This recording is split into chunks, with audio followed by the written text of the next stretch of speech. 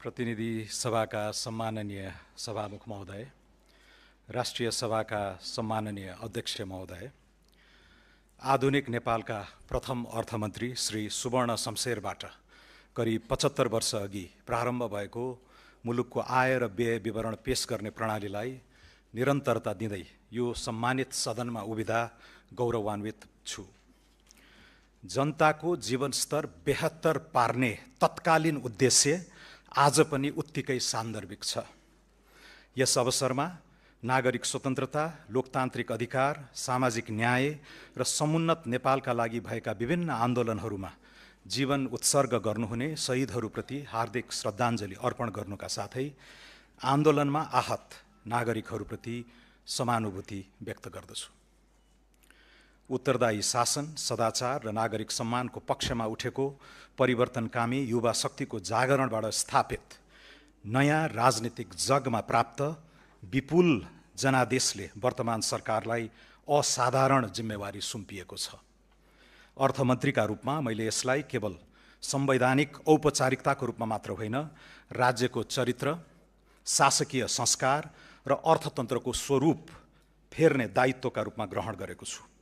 यो बजेट स्वदेश र विदेशमा रहे बसेका सम्पूर्ण नेपालीहरूले उत्पादनमुखी अर्थतन्त्र, अन्तर्राष्ट्रिय प्रतिष्ठा र प्रविधि मैत्री परिवर्तनबारे राख्ने गरेको जायज अपेक्षाको पत्यारिलो नीतिगत उपकरण बन्नेछ भन्ने विश्वास लिएको छु। नेपालको राजनीतिमा उमेरको पुस्तान्तरणसँगै राष्ट्रिय जीवनका सबै आयाममा रूपान्तरणको उत्कट प्रतीक्षा छ। अप्रतिगम्य परिवर्तनले ल्याएको यो अनुकूलतालाई आत्मसात गर्दै नीति, कानुन, संस्था, पद्धति, प्रक्रिया, नेतृत्व र नियतमा परिष्कारपूर्वक सुशासनका मानक स्थापित गर्न हामी कटिबद्ध छौँ। नीतिगत अन्योल, ढिलासुस्ती, संस्थागत कब्जा र राज्य स्रोतको दोहनको अन्त्य गर्दै परिणाम दिने शासन प्रणाली निर्माण गर्नु आजको आवश्यकता हो। वर्तमान संविधानले सामाजिक तथा सांस्कृतिक बहिष्करणको चक्र तोड्ने महत्त्वपूर्ण आधार तयार गरेको भए पनि आर्थिक अवसरहरूमा समान पहुँचका लागि अझ गहिरो संरचनात्मक सुधार आवश्यक छ। सूचना तथा सञ्चार एवं कृत्रिम बुद्धिमत्ता, वित्त, व्यापार र लगानीको विशिष्टीकृत विविधीकरण र त्यसको निसीम विस्तार, संसारभर फैलिएको नेपाली समुदायको सामूहिक सामर्थ्य र प्रविधिकरणको आक्रामक उपयोगले जन्माएका चुनौती र अवसरहरूलाई पर्गेल्ने समय आएको छ। समन्यायिक आर्थिक वृद्धिको सूचक्र निर्माण गर्ने जिम्मेवारी हाम्रै काँधमा छ। यस यात्रामा रचनात्मक सुझाव र सहकार्यका लागि सङ्घीय संसद, राज्यका सबै निकाय, नागरिक समाज तथा सम्पूर्ण नेपाली जनता समक्ष सरकारका तर्फबाट हार्दिक अनुरोध गर्दछु। मुलुकको विद्यमान आर्थिक अवस्थाका परिसूचकहरू, प्रगतिका अवरोध तथा तिनको समाधानका सम्भावित मार्गहरूबारे वर्तमान आर्थिक स्थितिपत्र 2083 सार्वजनिक गरिसकेको छु।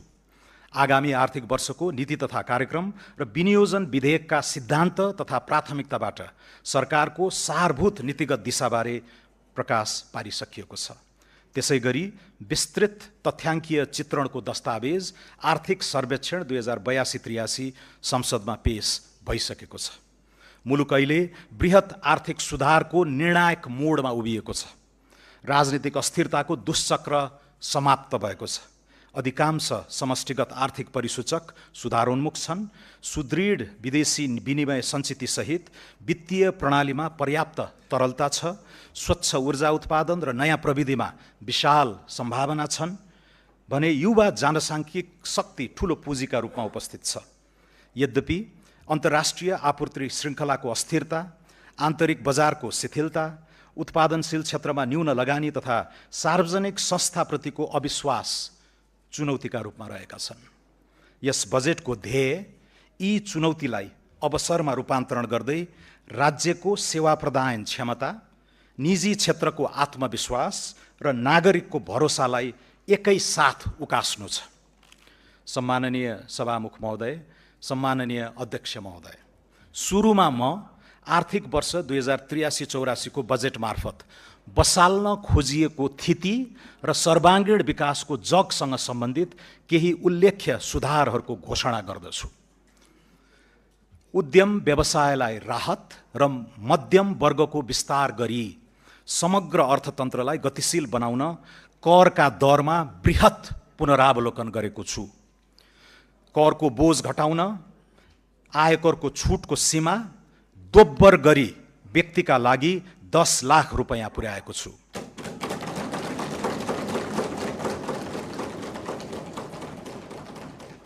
व्यक्तिगत आयकरको अधिकतम दरलाई 10% बिन्दुले घटाएको छु।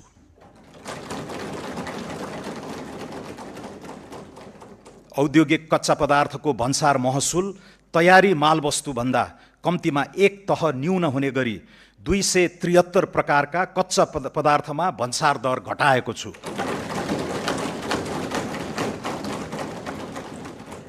विद्यमान 11 तहको भन्सार दरलाई 7 तहमा सीमित गरेको छु। हाल 360 वस्तुमा लागि आएको अन्तशुल्क खारेज गरेको छु। भन्सार बिन्दुमा सङ्कलन हुने पूर्वाधार विकास कर, सडक मर्मत तथा सुधार दस्तुर जस्ता छरिएका करलाई एकीकृत गरी हरित करमा समाहित गरेको छु। प्राकृतिक व्यक्तिको मृत्यु पश्चातको अस्वैच्छिक निसर्ग एवं निकायमा भएको स्वामित्व परिवर्तनको कारणले नियन्त्रित निकायमा हुने स्वामित्व परिवर्तनमा आयकर ऐन 2058 को दफा 57 आकर्षित नहुने व्यवस्था गरेको छु। सूचीकृत कम्पनीका धितोपत्र बिक्री गर्दा लाग्दै आएको पुँजीगत लाभ कर अन्तिम हुने व्यवस्था गरेको छु। डिजिटल भुक्तानीको माध्यमबाट उपभोक्ताले गर्ने खरिदमा बिजक जारी हुँदाकै समयमा मूल्य अभिवृद्धि करको 10% छुट पाउने व्यवस्था कार्यान्वयन गर्नेछौँ। मूल्य अभिवृद्धि कर फिर्ता गर्ने प्रणाली स्वचालित बनाउनेछौँ। वस्तु वा सेवाको खरिद बिक्रीमा बिजक लिने दिने संस्कृति प्रोत्साहन गर्न लटरी जस्ता आकर्षक कार्यक्रम सुरु गरिनेछ। मूल्य अभिवृद्धि करमा बहुदरको सान्दर्भिकताबारे अध्ययन गरी सुझाव पेश गर्न उच्चस्तरीय सुझाव समिति गठन गर्नेछौँ। कर परिपालनलाई दण्ड होइन विकासको सहयात्री बनाउने नीति लिएका छौँ। कानुनी अस्पष्टता र करदाताको अज्ञानताका कारण लामो समयदेखि सिर्जित कर विवादलाई निरूपण गरी व्यावसायिक वातावरण तयार गर्न कर छुट तथा सहुलियत सम्बन्धी विशेष योजना ल्याएको छु। सरकार वा करदाता पक्षबाट अदालत वा न्यायिक निकायमा पुगी विचाराधीन रहेको कर विवाद समाधान गर्न निर्धारित कर रकममा 1% थप गरी तोकिएको म्यादभित्र बुझाएमा मुद्दा फिर्ता लिई शुल्क, जरिवाना, थप दस्तुर, विलम्ब शुल्क वा ब्याज मिनाहा हुने व्यवस्था मिलाएको छु। नेपाल सरकारको विद्यमान बोझिलो सङ्गठन संरचना अब चुस्त बन्नेछ। सङ्घीय मन्त्रालयको सङ्ख्या 22बाट 18 कायम भइसकेको परिप्रेक्ष्यमा विभाग कार्यालय र दरबन्दी कटौतीबाट बचत हुने रकमलाई प्रशासनलाई दक्ष बनाउन उपयोग गर्ने नीति लिएको छु। 31 निकाय खारेजी, 6 निकाय मर्जर, 6 निकाय हस्तान्तरण तथा 18 निकायको पुनर्संरचना गर्दैछौँ। कर्मचारी तन्त्रलाई मर्यादित जीवनयापन गर्न सक्षम, उच्चस्तरीय कार्य सम्पादन कुशल र जवाफदेही बनाउने उद्देश्यले निजामती, जङ्गी, प्रहरी र शिक्षकको सेवा सुविधा सम्मानजनक रूपले निरन्तर वृद्धि हुने प्रबन्ध मिलाएका छौँ। लागत न्यूनीकरण र दक्षता अभिवृद्धि संस्थागत सुधारको अर्को आयाम हुनेछ। यसका लागि अभूतपूर्व मितव्ययिता र विनियोजन कुशलता कायम गर्दै साधारण खर्च नियन्त्रण गर्नेछौँ। कार्यालय सञ्चालन खर्च उल्लेख्य रूपमा घटाएको छु। तालिम केन्द्र बाहिरका तालिम खर्च, क्यामेरा, टेलिभिजन लगायतका उपकरणमा विनियोजन हटाएको छु। विभिन्न कोष खडा गरी सुविधा दिने प्रचलन बन्द गर्नेछौँ। सम्बन्धित संस्थानका पदाधिकारी र कर्मचारीलाई सो संस्थानबाट उत्पादित वस्तु तथा सेवा खरिदमा प्रदान गरिएका छुट हटाएको छु। गाभिएका र खारेज भएका निकायको दरबन्दी मिलान र दायित्व व्यवस्थापन सम्बन्धी कार्य सम्पन्न नभएसम्मका लागि उक्त निकायलाई छुट्याएको रकम रोक्का गरेको छु। यी कदमबाट करिब 20 अर्ब बचत हुने प्रारम्भिक अनुमान छ। लगानी प्रवर्धन, आर्थिक सुधार र सहज सेवा प्रवाहको समुचित नीतिगत तथा कानुनी प्रबन्ध गरिनेछ। यसका लागि दर्जनौं ऐन, नियम, कार्यविधि र निर्देशिकाको निर्माण, प्रतिस्थापन वा परिमार्जन गर्नेछौँ। यसअघि नै घोषणा गरिएका 15वटा कानुन तुरुन्त खारेज गर्न केही नेपाल ऐन संशोधन विधेयक संसदमा प्रस्तुत गर्नेछौँ। कम्पनी कानुनमा संशोधन गरी स्वार्थको द्वन्द्व र विवरण खुलासा लगायतका विषयमा स्पष्टता कायम गर्दै कम्पनी खारेजी प्रक्रियालाई सहज बनाउनेछौँ। थप मुलुकसँग विदेशी लगानी संरक्षण र दोहोरो कर मुक्ति सम्झौता गर्नेछौँ। दामासाही सम्बन्धी ऐन 2063 संशोधन गरी उपभोक्ता, लघु, साना तथा मझौला उद्योगका समेत वित्तीय समस्या समाधान गर्नेछौँ। लगानी प्रवर्धनका लागि सीमित दायित्वको साझेदारी कानुन तर्जुमा गर्नेछौँ, जसबाट एन्जल इन्भेस्टमेन्टलाई भेन्चर क्यापिटल तथा प्राइभेट इक्विटी फन्डमा लगानी गर्न प्रोत्साहन हुनेछ। नेपाली नागरिकले विदेशमा लगानी गर्न पाउने व्यवस्थालाई सहज बनाउनेछौँ। औद्योगिक व्यवसाय ऐन संशोधन गरी उद्योगको क्षमता वृद्धि, स्वामित्व परिवर्तन, पुँजी वृद्धि लगायतका विषयमा उद्योग विभागलाई जानकारी मात्र गराए पुग्ने व्यवस्था गर्नेछौँ। विदेशी लगानी तथा प्रविधि हस्तान्तरण ऐनमा संशोधन गरी लगानी फिर्ताका लागि नेपाल राष्ट्र बैङ्कको पूर्व स्वीकृति लिनु नपर्ने र जानकारी दिए पुग्ने व्यवस्था गर्नेछौँ। वैदेशिक लगानीको दायराभित्र कन्भर्टेबल उपकरणहरू, परियोजना आबद्ध फन्डिङ लगायत अन्य हाइब्रिड उपकरणलाई समेट्नेछौँ। वैदेशिक लगानीको स्वचालित स्वीकृति प्रक्रियामा पूर्व स्वीकृतिको व्यवस्था हटाउनेछौँ। विदेशमा सेवा शुल्क, भुक्तानी, रोयल्टी र प्रविधि बापतको रकम पठाउने प्रक्रिया सरल बनाउनेछौँ। उधारो असुली सम्बन्धी कानुन व्यवस्था गर्नेछौँ। बौद्धिक सम्पत्ति संरक्षण सम्बन्धी कानुन छिट्टै निर्माण गर्नेछौँ। विगतको समग्र आर्थिक गतिविधिलाई विश्लेषण गरी व्यक्ति तथा व्यवसायीको साख मूल्याङ्कनका आधारमा कर्जा दिन सक्ने व्यवस्था गर्नेछौँ। व्यापारिक विवादको शीघ्र समाधानका लागि छुट्टै न्यायाधिकरण स्थापना गर्नेछौँ। मेलमिलाप ऐनमा सुधार गर्नेछौँ। गैर आवासीय नेपालीलाई धितोपत्रको दोस्रो बजारमा सहभागी गराउन विदेशी लगानी स्वीकृति, लगानीको लेखाङ्कन, नाफा फिर्ता र पुँजीगत लाभकर सम्बन्धी कानुनी व्यवस्थामा परिमार्जन गर्नेछौँ। मुलुकी देवानी संहिता 2074 संशोधन गरी नेपालमा लगानी गर्ने विदेशी लगानीकर्ता, अन्तर्राष्ट्रिय सङ्घ संस्था, बहुराष्ट्रिय कम्पनीका शाखा वा आवास प्रयोजनका लागि जम्मा एकाइको 25% भन्दा नबढ्ने गरी आवास क्षेत्रका भवन वा सरकारले तोकेको स्थानमा अपार्टमेन्ट दीर्घकालीन लिजमा लिन सक्ने व्यवस्था गर्नेछौँ। साना तथा मझौला उद्योगीलाई वित्तीय पहुँच सुनिश्चित गर्न फर्स्ट लस रिकभरी हुने गरी कर्जा सुरक्षण गर्नेछौँ।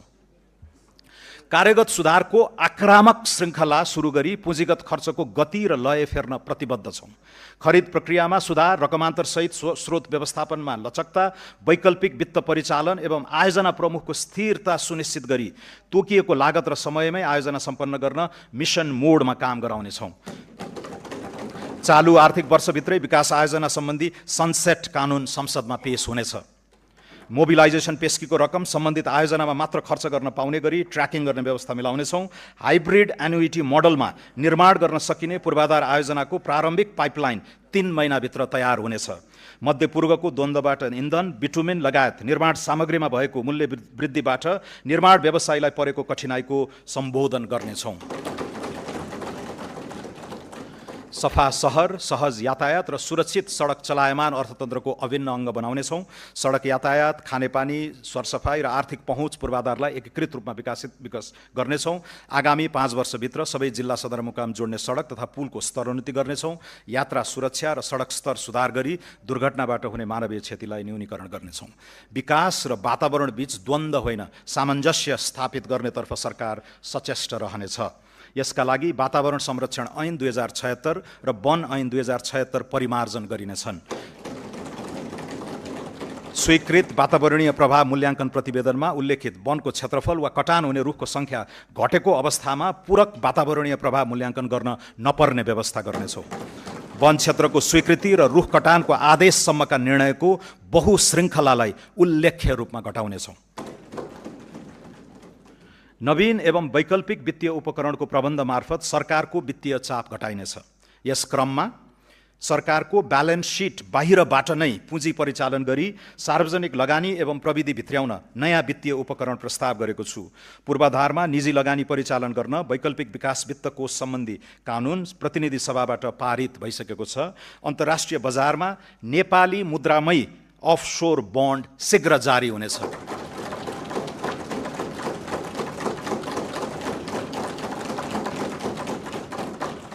स्वच्छ ऊर्जा बन्ड र डायस्पोरा बन्ड जारी गर्ने र उपलब्ध जलवायु कोषको अधिकतम उपयोग गर्ने नीति लिएको छु। हाल वैदेशिक मुद्राको सुविधाजनक सञ्चित रहेको अवस्थामा केही प्रतिशत रकम सभरेन वेल्थ फन्डका रूपमा परिचालन गर्ने नीति लिएका छौँ।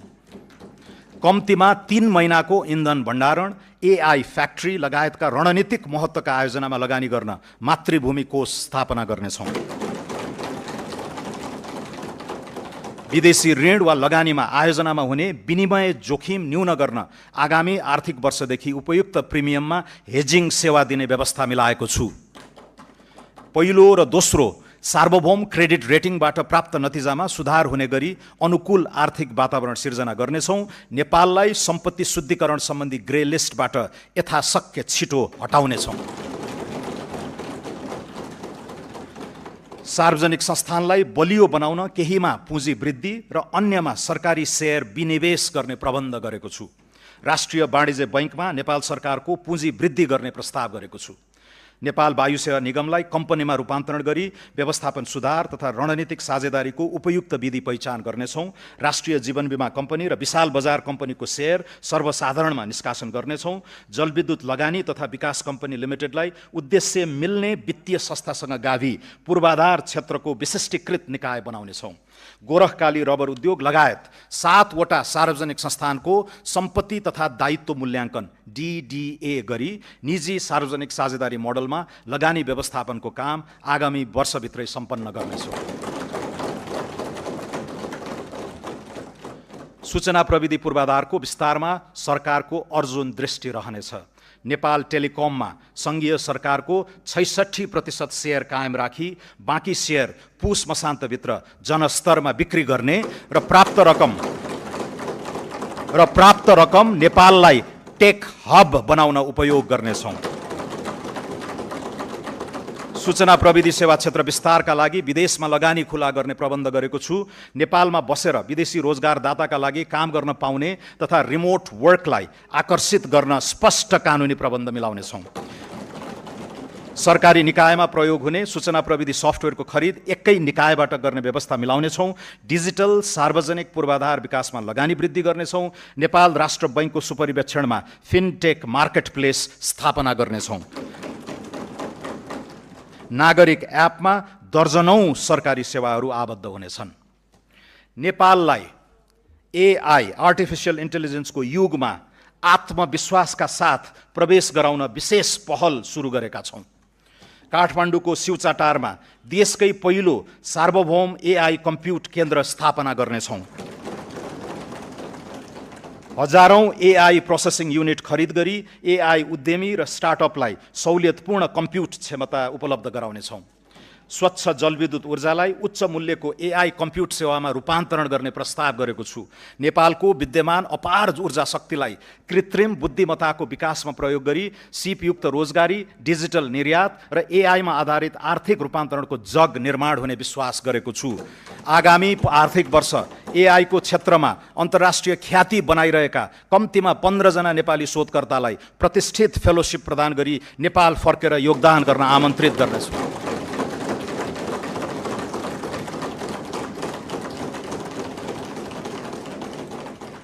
एआई को युगमा महत्त्वपूर्ण भूमिका हुने गणित लगायतका शैक्षिक विधालाई उच्च प्राथमिकता दिनेछौँ। लामो समयदेखि थाँतिरहेको नेपाल विद्युत प्राधिकरणको पुनःसंरचना सम्पन्न गरिनेछ। नेपाल विद्युत प्राधिकरणलाई विद्युत उत्पादन, प्रसारण र वितरण तथा व्यापारका लागि 3 छुट्टा छुट्टै कम्पनीमा विभाजन गर्नेछौँ। विद्युत खरिद सम्झौता भएका तर निर्माण सुरु नगरेका आयोजनाको अनुमति पत्र खारेज गरी टेक और पे विधिमा नयाँ PPA गर्ने प्रबन्ध गर्नेछौँ। 10 मेगावाट भन्दा कम क्षमताका विद्युत आयोजनाको तत्काल PPA गर्नेछौँ। सुक्खायाममा घटाघटमा विद्युत खरिद दर निर्धारण गरी खरिद सम्झौता गर्ने व्यवस्था मिलाउनेछौँ।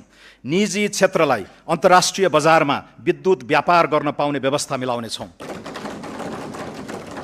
प्रसारण लाइन बनाउने र व्हिलिङ चार्ज लिई विद्युत व्यापार गर्न सक्ने कानुनी व्यवस्था समेत मिलाउनेछौँ। जलविद्युत आयोजनाको अनुमति अवधिपछि आयोजनाको स्वामित्व नेपाल सरकारमा हस्तान्तरण हुँदा वनको जग्गा भोगाधिकार र रुख कटान बापतको शुल्क समायोजन गर्ने व्यवस्था मिलाउनेछौँ। ठूला तथा जलाशययुक्त आयोजनाको विकासका लागि निजी क्षेत्रलाई प्रोत्साहित गर्न प्रवर्धकले 100% रकम जलाशययुक्त आयोजनामा लगानी गर्ने सुनिश्चित गरेमा पहिलो वर्ष नै 40% सेयर सर्वसाधारणलाई बिक्री गर्न दिने नीति लिनेछौँ।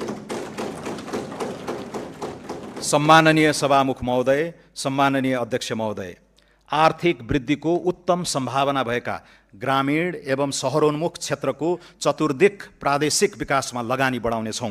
यस्ता क्षेत्रलाई ग्रोथ पोल र क्वाडका रूपमा विकसित गर्न नीतिगत र भौतिक पूर्वाधारको एकीकृत योजना कार्यान्वयन गर्नेछौँ। सुनकोशी मरिन डाइभर्जनबाट सिंचित हुने 1,22,000 हेक्टर कमान्ड क्षेत्रलाई आधार बनाउँदै हुलाकी र पूर्व पश्चिम राजमार्ग विस्तारका बाँकी काम सम्पन्न गरी कृषि र उद्योग क्षेत्रको मध्य मधेस चतुर्भुज क्वाड्राङ्गल बनाइनेछ। मध्य पहाडी, पुष्पलाल लोकमार्ग, कर्णाली राजमार्ग, भेरी कोरिडोर र रारादेखि जुम्ला हुँदै फोक्सुन्डोसम्मको कर्णाली चतुर्भुजमा जडीबुटी, जलविद्युत, पर्यटन र खानीजन्य क्रियाकलापले प्रश्रय पाउने व्यवस्था मिलाइनेछ। पूर्व पश्चिम राजमार्गको बुटवल नारायणघाट खण्ड र मुगलिन दमौली पोखरा खण्ड शीघ्र सम्पन्न गर्नेछौँ। सिद्धार्थ राजमार्गको अन्तर्राष्ट्रिय स्तरको रूपान्तरण सुरु गरी कालीगण्डकी सभ्यताको उद्गम क्षेत्रलाई तीर्थाटन र स्वच्छ उद्यम व्यवसाय केन्द्रित गण्डकी चतुर्भुज बनाउनेछौँ। त्रिवेणी धाम, देवघाट, रुरु क्षेत्र, कागबेनी, मुक्तिनाथ र दामोदर कुण्डलाई एकीकृत गर्दै शालिग्राम पथ विकास गर्नेछौँ।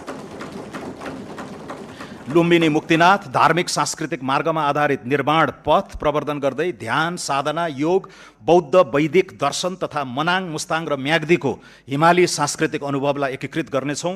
मध्य पहाडी राजमार्गसँग ओलाङचुङगोला, किमाथाङ्का, तातोपानी, रसुवागढी, कोरला, हिल्सा जस्ता उत्तरी पर्या व्यापारिक गन्तव्यहरूसँग जोड्ने लक्ष्य राखेका छौँ।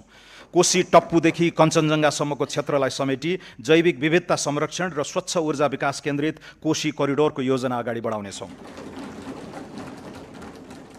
रामा रोशन, खप्तड, बडी मालिका, शैलेश्वरी, उग्रतारा र मल्लिकार्जुन क्षेत्र समेटी सुदूरपश्चिममा विशिष्ट पर्यटकीय चतुर्दिक विकास अगाडि बढाउनेछौँ।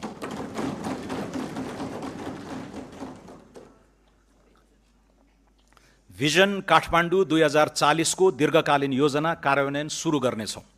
काठमाडौँ उपत्यकाको समग्र शहरी सेवा व्यवस्थापनका लागि अन्डरपास, फ्लाइओभर, इन्टरसेक्सन सुधार, नदी कोरिडोरको पूर्वाधार, पार्क निर्माण, फोहोर मैला व्यवस्थापन, युटिलिटी डक्ट, विद्युतीय तार भूमिगत गर्ने सहितको एकीकृत पूर्वाधार बनाउनेछौँ। प्रदेश र स्थानीय तहसँगको सहकार्यमा वित्तीय प्रोत्साहन सहित खुला क्षेत्रको संरक्षण र विस्तारका लागि विशेष पहल गर्नेछौँ। काठमाडौँ उपत्यकामा विद्युतीय सार्वजनिक बस सञ्चालन, चार्जिङ स्टेसन, ट्र्याकिङ प्रणाली, स्मार्ट बस पार्क, सुदृढ संस्थागत व्यवस्था सहितको स्मार्ट अर्बन मोबिलिटी कार्यक्रम छिट्टै सुरु हुनेछ। पोखरा उपत्यकामा पनि सार्वजनिक बसलाई विद्युतीय बसले प्रतिस्थापन गर्न ई मोबिलिटी सेवा सुरुवात गर्नेछौँ। भिजिट नेपाल वर्ष 2085 र नेपाल आरोग्य वर्ष 2027 सफल बनाउन सघन तयारी गर्नेछौँ। उच्च मूल्यका पर्यटक लक्षित रिजोर्ट र होटल निर्माण र सञ्चालनलाई भौतिक एवं वित्तीय प्रोत्साहन दिने व्यवस्था गरेको छु। पर्यटन गतिविधिहरूलाई आरोग्य पर्यटनको मूल विषयवस्तुमा ब्रान्डिङ गरी पर्यटकका स्रोत मुलुकहरूमा विविधीकरण गरिनेछ। नेपाललाई युरोपियन युनियनको एयर सेफ्टी लिस्टबाट बाहिर निकाल्न आगामी पुसभित्र नागरिक उड्डयन प्राधिकरणको पुनः संरचना गरी नियामक र सञ्चालकको पृथक भूमिका स्थापित गर्नेछौँ।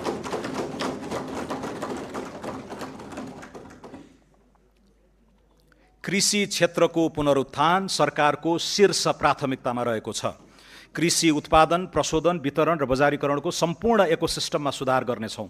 व्यावसायिक कृषकलाई आकर्षित गर्ने र कृषिमा उत्पादकत्व वृद्धि गर्न प्रोत्साहित गर्ने नीति लिई कृषिलाई सम्मानजनक र लाभमुखी व्यवसायका रूपमा रूपान्तरण गर्नेछौँ। न्यूनतम 2 करोडसम्म कृषि तथा पशुजन्य उत्पादनका लागि प्रारम्भिक पुँजी लगानी गर्ने कृषकलाई सरकारले 40% प्रोत्साहन अनुदान उपलब्ध गराउने पाइलट कार्यक्रमको तयारी गरेको छु। उत्पादन सुरु भएको मितिबाट लगातार 4 वर्षसम्म यस्तो अनुदान वार्षिक 10% का दरले शोध भर्ना हुनेछ। वास्तविक कृषकलाई उन्नत बिउ, मल, सिँचाइ, विद्युत तथा कृषि बीमामा सहयोग उपलब्ध गराउँदै कृषि अनुदानको दुरुपयोग रोक्नेछौँ। कृषि र पशु बीमामा 80% प्रिमियम अनुदान उपलब्ध गराउँदै अन्य अनुदान क्रमशः हटाउँदै लैजाने दिशा तय गरेको छु।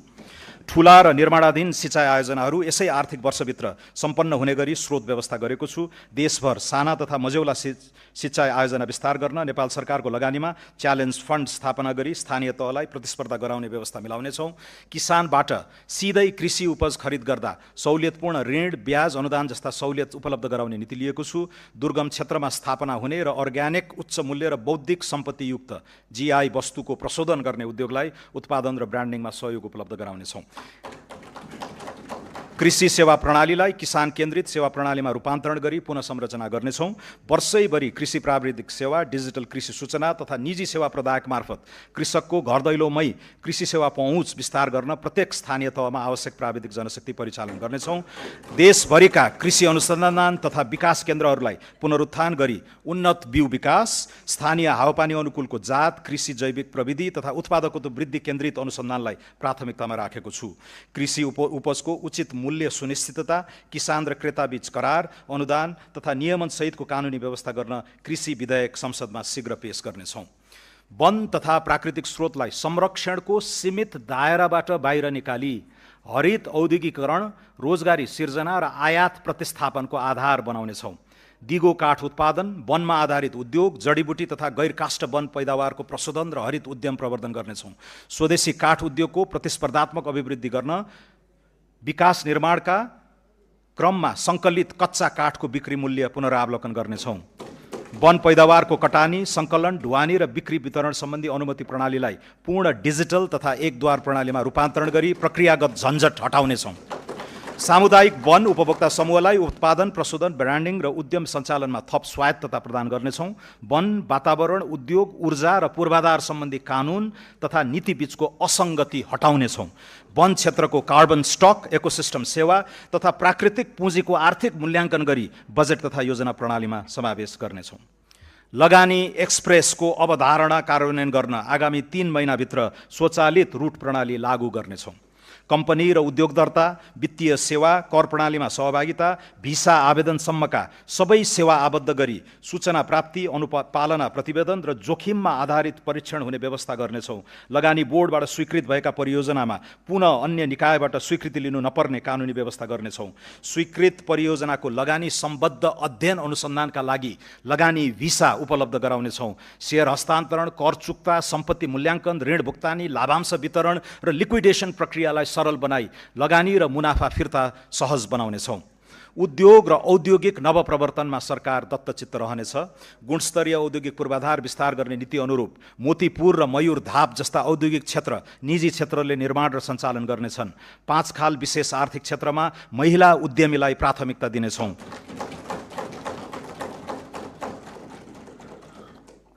महिला उद्यमीलाई कर्जा प्रवाहमा थप सहुलियत प्रदान गर्नेछौँ। विशेष आर्थिक क्षेत्रलाई कर, भन्सार, आयात, निर्यात र लगानीको सम्पूर्ण निर्णय एकै थलोबाट हुने विशेष आर्थिक प्रशासन क्षेत्रको व्यवस्था मिलाउनेछौँ। उत्पादनमूलक उद्योगको प्रतिस्पर्धात्मक क्षमता अभिवृद्धि गर्न विद्युतको डिमान्ड शुल्क पुनरावलोकन गर्दै विद्युत महसुलमा छुट दिने व्यवस्था गर्नेछौँ। उद्योगीहरूले औद्योगिक क्षेत्र, विशेष आर्थिक क्षेत्र तथा लिजमा उपलब्ध गराइने जग्गामा निर्मित संरचनालाई बैंकिङ प्रयोजनका लागि धितो राख्न सक्नेछन्। पुँजी अभावका कारण पूर्ण क्षमतामा सञ्चालन हुन नसकेका उद्योग तथा व्यवसायलाई व्यावसायिक पुनरुत्थान कर्जा उपलब्ध गराई क्षमता विस्तार र वृद्धिमा प्रोत्साहित गर्नेछौँ। नवउद्यम, स्टार्टअप, नवप्रवर्तन र उद्यमशीलतालाई आर्थिक रूपान्तरणको दह्रो आधार बनाउनेछौँ। नवउद्यमलाई पहिचान, सिप बजार र वित्तीय पहुँचसँग अनुकूलित गर्दै नाफा आबद्ध कर सहुलियत, सार्वजनिक खरिदमा प्राथमिक पहुँच, डिजिटल दर्ता तथा नियामकीय सहजीकरण मार्फत नवउद्यम सञ्चालन प्रणालीलाई सुदृढ बनाउनेछौँ। नवउद्यम वित्त पोषणलाई केवल ऋणमा आधारित मोडेलमा सीमित नराखी प्रारम्भिक चरणमा अनुदान, सम्भाव्यता प्रमाणित उद्यमका लागि सहुलियतपूर्ण कर्जा तथा विस्तार चरणमा वृद्धि पुँजीको व्यवस्था गरिनुको साथै निजी क्षेत्र र गैर आवासीय नेपालीको सह लगानी प्रोत्साहित गर्नेछौँ। विज्ञान, प्रविधि, अनुसन्धान र नवप्रवर्तनका लागि पुँजीगत खर्चको न्यूनतम 1% रकम विनियोजन गरेको छु। व्यक्तिगत क्रेडिट स्कोरिङ प्रणाली लागू गर्दै पियर टु पियर P2P लेनदेनलाई नियमनसहित सञ्चालन गर्नेछौँ। कृषि, उद्योग, पर्यटन र जलविद्युत क्षेत्रमा दीर्घकालीन स्थिर ब्याजदरमा कर्जा प्रवाह गर्न नीतिगत व्यवस्था गर्नेछौँ। बैंकिङ क्षेत्रमा बढ्दो खराब कर्जा तथा गैर बैंकिङ सम्पत्तिको प्रभावकारी व्यवस्थापन गर्न विशेष कानुनी अधिकारसहित राष्ट्रिय सम्पत्ति व्यवस्थापन कम्पनी पुस मसान्तसम्म स्थापना गर्नेछौँ। समग्र शैक्षिक इकोसिस्टममा प्रणालीगत पुनर्संरचना गर्नेछौँ। राष्ट्रिय विद्यालय नक्साङ्कन र पूर्वाधार अडिट, शिक्षक क्षमता परीक्षण, AI तथा एडटेक तत्परता मूल्याङ्कन समेतका आधारमा नवप्रवर्तन तथा सिप केन्द्रित शिक्षा विस्तार गर्न विद्यालय शिक्षामा लगानी बढाउनेछौँ। शिक्षा प्रणालीलाई विद्यालय केन्द्रित प्रणालीमा रूपान्तरण गर्दै शैक्षिक गुणस्तर अभिवृद्धि र पूर्वाधार निर्माणमा अभिभावकीय सहयोग स्वीकार गर्ने नीति लिएका छौँ। विद्यालय व्यवस्थापन समितिलाई गुणस्तरीय शिक्षा सुनिश्चितताको माध्यम बनाउनेछौँ। सम्पूर्ण शैक्षिक संस्थामा सफा शौचालय अभियान सञ्चालन गर्नेछौँ। उच्च शिक्षालाई अनुसन्धान, नवप्रवर्तन, ज्ञान उत्पादन र राष्ट्रिय क्षमता निर्माणको केन्द्रका रूपमा पुनः संरचना गर्नेछौँ। चिकित्सा, नर्सिङ, सूचना प्रविधि लगायत उच्च शिक्षाका विभिन्न विधामा हाल लगाइएको कोटालाई चालु आर्थिक वर्षभित्र पुनरावलोकन गरी उल्लेख्य वृद्धि गर्नेछौँ। उद्योग तथा श्रम बजारसँग प्रत्यक्ष आबद्ध मागमा आधारित सिप प्रणाली विस्तार गर्नेछौँ। राष्ट्रिय योग्यता ढाँचा तथा पूर्व सिकाइ मान्यता लागू गरी प्रवासी, अनौपचारिक तथा अनुभवी श्रमिकको सिपलाई औपचारिक मान्यता दिनेछौँ। पारिश्रमिक सहितको इन्टर्नसिप प्रणालीलाई संस्थागत गरिनेछ। यो बजेटले स्वास्थ्य सेवामा नीतिगत फड्को मार्ने लक्ष्य लिएको छु। दक्ष स्वास्थ्य जनशक्ति, प्रयोगशाला, अत्यावश्यक औषधि, डिजिटल स्वास्थ्य प्रणाली तथा प्रभावकारी रेफरल सेवा सहितका आधारभूत संस्थाहरूलाई स्वास्थ्य सेवाको प्रथम बिन्दु बनाउने दीर्घकालीन लक्ष्य लिएका छौँ। सरकारले निशुल्क उपलब्ध गराउने मध्ये कम्तीमा 25 प्रकारका औषधि उत्पादन गर्न नेपाल औषधि लिमिटेडलाई सक्षम बनाउनेछौँ। त्रिभुवन विश्वविद्यालय शिक्षण अस्पताल, चिकित्सा विज्ञान राष्ट्रिय प्रतिष्ठान र पाटन स्वास्थ्य विज्ञान प्रतिष्ठानलाई अन्तर्राष्ट्रिय स्तरको विश्वविद्यालयको रूपमा विकास गरी विदेशी विद्यार्थी समेतलाई शिक्षा प्रदान गर्न सक्षम बनाउनेछौँ। सार्वजनिक साझेदारी मोडल, पब्लिक पार्टनरसिप मोडल अन्तर्गत 7वटै प्रदेशका प्रमुख सरकारी अस्पताललाई चरणबद्ध रूपमा शिक्षण अस्पताल तथा विशिष्टीकृत स्वास्थ्य सेवा केन्द्रमा रूपान्तरण गरिनेछ। कर्मचारी सञ्चय कोष, नागरिक लगानी कोष र सामाजिक सुरक्षा कोषमा रहेको लगानी योग्य स्रोतलाई स्वास्थ्य पूर्वाधार, मेडिकल शिक्षा र विशिष्टीकृत सेवा विस्तारमा परिचालन गर्नेछौँ। स्वास्थ्य बीमा कार्यक्रमको व्यापक पुनर्संरचना गर्नेछौँ। छरिएर रहेका सामाजिक स्वास्थ्य सुरक्षा कार्यक्रम र स्वास्थ्य सम्बन्धी दायित्वलाई एकीकृत गर्दै एकल भुक्तानी विधि अपनाउनेछौँ। स्वास्थ्य बीमाको सर्वव्यापीकरणबाट आगामी 3 वर्षमा 90% नेपाली स्वास्थ्य बीमाको दायरामा आउने र व्यक्तिगत उपचार खर्चमा उल्लेख्य कटौती हुने अपेक्षा राखेका छौँ। राष्ट्रिय ट्रमा नीति तर्जुमा गरी सडक दुर्घटना र आकस्मिक ट्रमाबाट हुने जनधनको क्षति न्यूनीकरण गर्नेछौँ। आगामी 5 वर्षभित्र स्मार्ट वितरण प्रणालीबाट 24 घण्टा स्वच्छ पिउने पानी सुनिश्चित गर्नेछौँ। आगामी 3 वर्षभित्र 65% र 5 वर्षभित्र 100% नागरिकलाई सुरक्षित र स्वच्छ खानेपानी सेवा उपलब्ध गराउनेछौँ। खानेपानी आपूर्तिको गुणस्तर, शुल्क संरचना तथा सेवा दायित्व सुनिश्चित गर्न नियमन प्रणाली सुदृढ पार्नेछौँ। काठमाडौँ उपत्यकामा दिगो खानेपानी सेवा सुनिश्चितताको लागि विद्यमान महसुल संरचनाको पुनरावलोकन गर्नेछौँ। काठमाडौँ उपत्यका खानेपानी व्यवस्थापन बोर्ड, काठमाडौँ उपत्यका खानेपानी लिमिटेड, आयोजना कार्यान्वयन निर्देशनालय र खानेपानी तथा सरसफाई सेवा महसुल निर्धारण आयोगलाई गाभी एउटै संरचना बनाउनेछौँ। सामाजिक सुरक्षा प्रणालीलाई थप न्यायोचित र लक्षित बनाउनेछौँ। आर्थिक रूपमा सक्षम नागरिकलाई सामाजिक सुरक्षा भत्ता स्वैच्छिक रूपमा त्याग्न सक्नेले छोडौँ, नसक्नेलाई जोडौँ भन्ने राष्ट्रिय अभियान सञ्चालन गर्नेछौँ।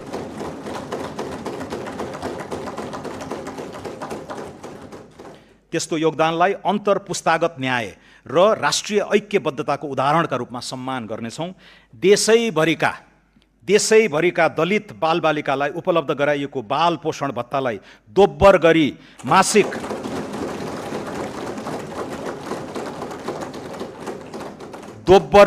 मासिक 1000 रुपैयाँ बनाएको छु।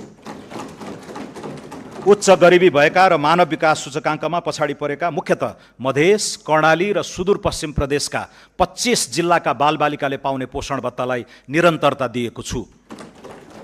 श्रमिक र रोजगारदाता अनिवार्य रूपमा श्रम रजिस्ट्रीमा आबद्ध हुनुपर्ने व्यवस्था गर्नेछौँ। यसबाट सुरक्षा गार्ड र घरायसी कामदारका अतिरिक्त निर्माण, कृषि, आतिथ्य, ढुवानी तथा औद्योगिक श्रमिक आपूर्ति गर्न इजाजत प्राप्त संस्थाले प्रदान गर्ने बिमा, आवास र डिजिटल गुनासो व्यवस्थापन जस्ता सेवाको मापदण्ड निर्धारण हुनेछ। श्रम क्षेत्रमा लिखित सम्झौता, न्यूनतम ज्याला, बिमा, कार्यस्थल सुरक्षा मापदण्ड तथा बैंक मार्फत पारिश्रमिक भुक्तानी अनिवार्य गर्नेछौँ। कार्यस्थल दुर्घटनामा अनिवार्य क्षतिपूर्ति र बिमा दाबी प्रणाली थप प्रभावकारी बनाउनेछौँ। पुस मसान्तभित्र श्रम न्यायाधिकरण मार्फत श्रम विवादको शीघ्र समाधान गर्ने र सम्झौता उल्लङ्घन, ज्याला ठगी तथा श्रम शोषणलाई आर्थिक अपराध सरह कानुनी दायरामा ल्याउने प्रणाली विकास हुनेछ। अनौपचारिक र असङ्गठित क्षेत्रमा कार्यरत श्रमिकलाई सामाजिक सुरक्षा प्रणालीमा आबद्ध गर्न विशेष अभियान सञ्चालन गर्नेछौँ। पुँजी बजारलाई मर्यादित र लगानी मैत्री बनाउन नियामकको क्षमता अभिवृद्धि, प्रविधि मैत्री कारोबार प्रणाली र लगानीकर्ता संरक्षण संयन्त्र सुदृढ गर्नेछौँ। नेपाल स्टक एक्सचेन्जको पुनः संरचना अघि बढाई इन्ट्राडे, सर्ट सेलिङ र डेरिभेटिभ जस्ता उपकरणको चरणबद्ध सुरुवात गर्नेछौँ। शेयर कर्नरिङ, इन्साइडर ट्रेडिङ जस्ता पुँजी बजारमा हुने अवांछित गतिविधि विरुद्ध शून्य सहनशीलताको नीति लिनेछौँ। नेपालको धितोपत्र बजारमा सूचीकृत कम्पनीलाई तोकिएको प्रक्रिया पूरा गरी विदेशी धितोपत्र बजारमा सूचीकृत हुने गरी ग्लोबल डिपोजिटरी रिसिट जारी गर्न सक्ने व्यवस्था मिलाउनेछौँ। सौम्य शक्तिको विस्तार गर्दै डायस्पोराको सिप, पुँजी र सञ्जालको सदुपयोग गर्नेछौँ। प्रवासमा रहेका नेपाली नागरिकलाई लोकतान्त्रिक प्रक्रियामा आबद्ध गराई उनीहरूको मताधिकार सुनिश्चित गर्न कानुनी, प्राविधिक तथा प्रशासनिक पूर्वाधार तयारी गर्नेछौँ। भिसा प्रणालीमा व्यापक सुधार गरी लगानी मैत्री अध्यागमन व्यवस्थापन गर्न नयाँ विधेयक संसदमा पेश गर्नेछौँ।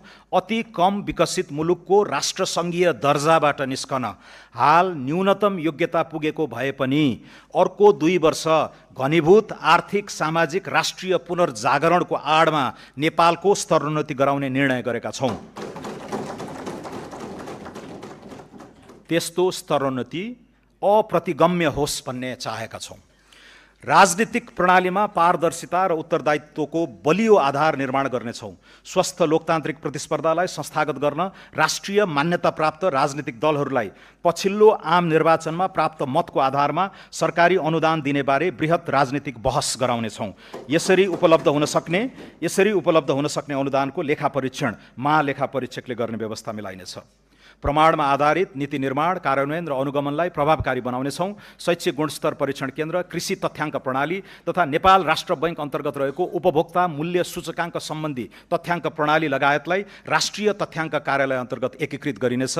त्यसैगरी नीति अनुसन्धान प्रतिष्ठानलाई राष्ट्रिय योजना आयोग अन्तर्गत राखी सरकारको दीर्घकालीन सोच र नीति निर्माण गर्न सक्षम निकाय बनाउनेछौँ। सम्माननीय सभामुख महोदय, सम्माननीय अध्यक्ष महोदय, अब म क्षेत्रगत कार्यक्रम र विनियोजन प्रस्तुत गर्दछु।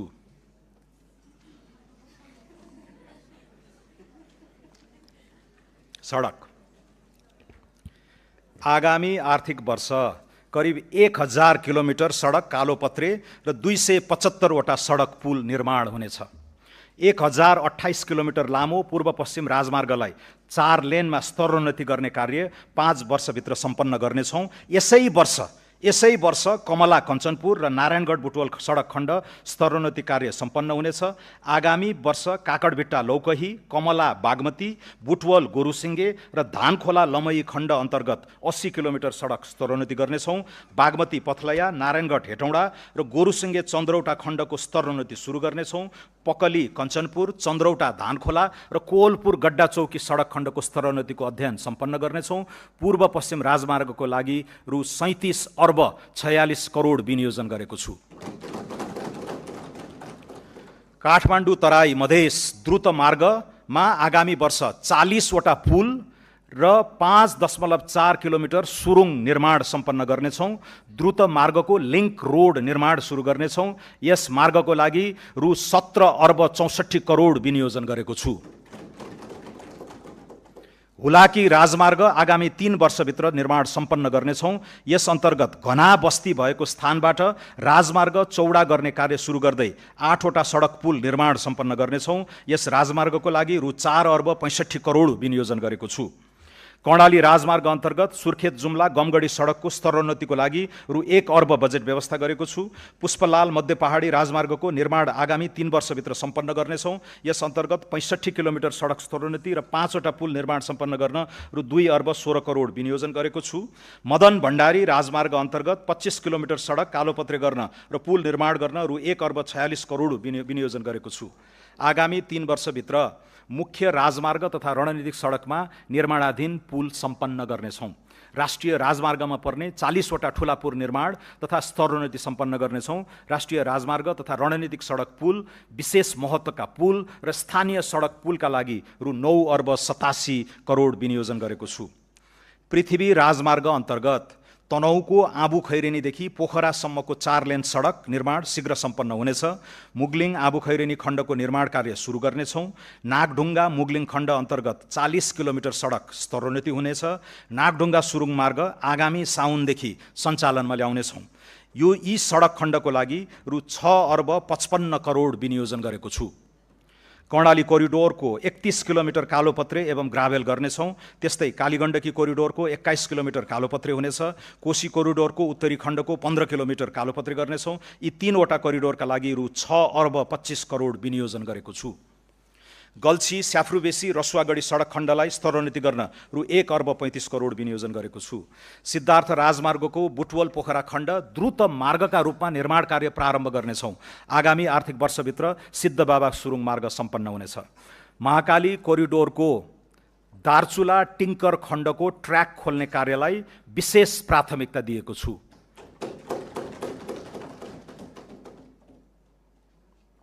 मेची अरुण तमोर भेरी सेती कोरिडोर र खुटिया दिपायल सडकको स्तरोन्नति कार्यलाई तीव्रता दिइनेछ। काठमाडौँ चक्रपथ विस्तार अन्तर्गत कलङ्की वसुन्धरा खण्ड विस्तार कार्य सुरु गर्नेछौँ। वसुन्धरा चाबैल कोटेश्वर खण्डको डिजाइन सम्पन्न गर्नेछौँ। टोखा छहरे सुरुङ मार्गको विस्तृत सम्भाव्यता अध्ययन गर्नेछौँ। कर्णालीको जनजीवनलाई सहज गर्न जाजरकोटको मुलसामदेखि जुम्लाको टोप्ला सुरुङ मार्गको सम्भाव्यता अध्ययन गर्नेछौँ। खुरकोट चियाबारी, थानकोट चितलाङ, मजेमटार शक्तिखोर र चिसापानी बबई सुरुङ निर्माण सम्बन्धी अध्ययन गर्नेछौँ। प्रमुख सडक चोकमा ट्राफिक सङ्केत, चोक सुधार, सडक रेखाङ्कन, क्र्यास ब्यारियर र डिभाइडर जडान तथा मर्मतलाई निरन्तरता दिई सडक सुरक्षाका लागि रु 2 अर्ब 46 करोड विनियोजन गरेको छु। बर्दिवासदेखि काठमाडौँ तराई मधेस द्रुत मार्ग प्रस्थान बिन्दुसम्मको रेल मार्ग निर्माण कार्य अगाडि बढाउनेछौँ। निर्माणाधीन बथनाहा विराटनगर तथा जनकपुर जयनगर बर्दिवास रेलमार्गको बाँकी कार्य सम्पन्न गर्न रकम विनियोजन गरेको छु।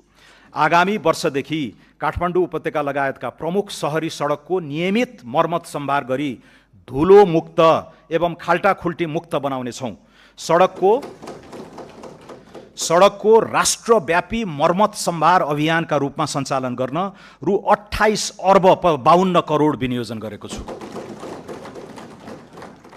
राजमार्गका उच्च जोखिमयुक्त स्थानमा जलवायु अनुकूलित संरचना निर्माण गर्नेछौँ। पहिरोका कारण राजमार्गमा हुने अवरोधलाई तत्काल हटाई सेवा सुचारू गर्न रु 3 अर्ब 17 करोड विनियोजन गरेको छु।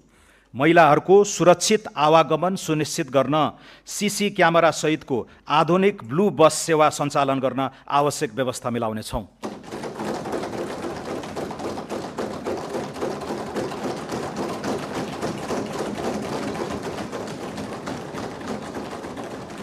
सहरी विकास मध्य पहाडी लोकमार्ग आसपासका 12 स्थानमा पहिचानयुक्त सहर निर्माण गर्न जग्गा विकास र पूर्वाधार निर्माण कार्यलाई निरन्तरता दिन रु 1 अर्ब 83 करोड विनियोजन गरेको छु। देशका प्रमुख सहरहरूमा एकीकृत फोहोर मैला व्यवस्थापन, ढलमुक्त नदी अभियान र नदी किनारामा हरियाली प्रवर्धनका लागि रु 4 अर्ब 19 करोड विनियोजन गरेको छु।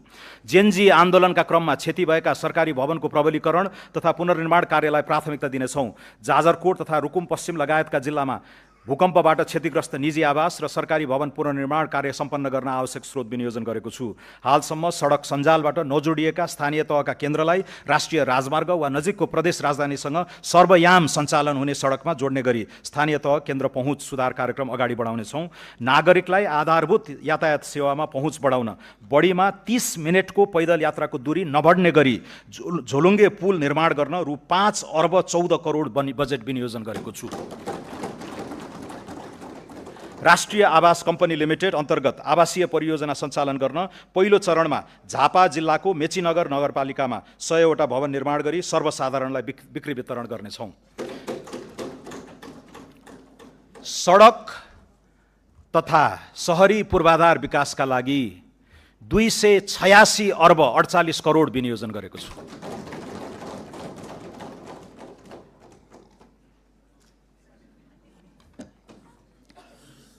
सम्माननीय सभामुख महोदय, सम्माननीय अध्यक्ष महोदय, खानेपानी तराई मधेसमा सुक्खा याममा हुने खानेपानीको चरम अभावलाई दिगो रूपमा समाधान गर्न समुदाय स्तरमा डिप बोरिङ सहितको खानेपानी प्रणालीको विकास गर्नेछौँ।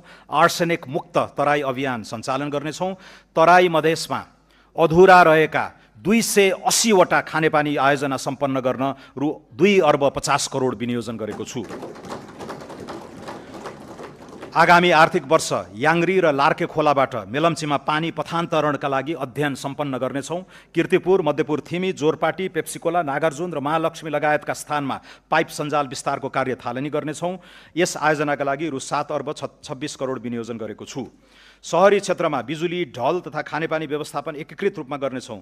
दमक, धरान, इटहरी, वीरगञ्ज र हेटौडा लगायत प्रमुख शहर खानेपानी र ढल निर्माण तथा प्रशोधन कार्यक्रम सञ्चालन गर्न रु 2 अर्ब 34 करोड विनियोजन गरेको छु। उन्नत फिल्ट्रेसन प्रविधिको प्रयोग तथा राष्ट्रव्यापी पानी परीक्षण प्रयोगशाला सञ्जाल स्थापना गरी पानीको नियमित परीक्षण र क्युआर कोडमा आधारित अनुगमन गर्नेछौँ। काठमाडौँ उपत्यकाको सल्लाघारी, कोडकु, धोबीघाट, गोकर्ण र हनुमान घाटमा दैनिक 7 करोड 27 लाख लिटरको फोहोर पानी प्रशोधन केन्द्रको निर्माण सम्पन्न गर्नेछौँ। यस कार्यका लागि रु 3 अर्ब 46 करोड विनियोजन गरेको छु। उपत्यका बाहिर खाँदबारी, बेलौरी, टाउन बजार, बारपाक र त्रिशुली बजारमा ढल प्रशोधन केन्द्र सञ्चालनमा ल्याउनेछौँ। खानेपानी तथा सरसफाइतर्फ रु 37 अर्ब 17 करोड विनियोजन गरेको छु। स्वच्छ ऊर्जा आगामी आर्थिक वर्ष जलविद्युत आयोजनाबाट 670 मेगावाट र सौर्य आयोजनाबाट 370 मेगावाट गरी 1040 मेगावाट राष्ट्रिय प्रसारण प्रणालीमा आबद्ध हुँदा कुल जडित क्षमता 5535 मेगावाट पुग्नेछ। 40 मेगावाट क्षमताको राहुघाट जलविद्युत आयोजनाको निर्माण यसै आर्थिक वर्षभित्र सम्पन्न गर्नेछौँ। निर्माणाधीन तनहुँ जलाशययुक्त आयोजना, माथिल्लो मोदी ए, माथिल्लो मोदी, माथिल्लो त्रिशुली 3B र बुढीगङ्गा आयोजना निर्माणलाई तीव्रता दिनेछौँ।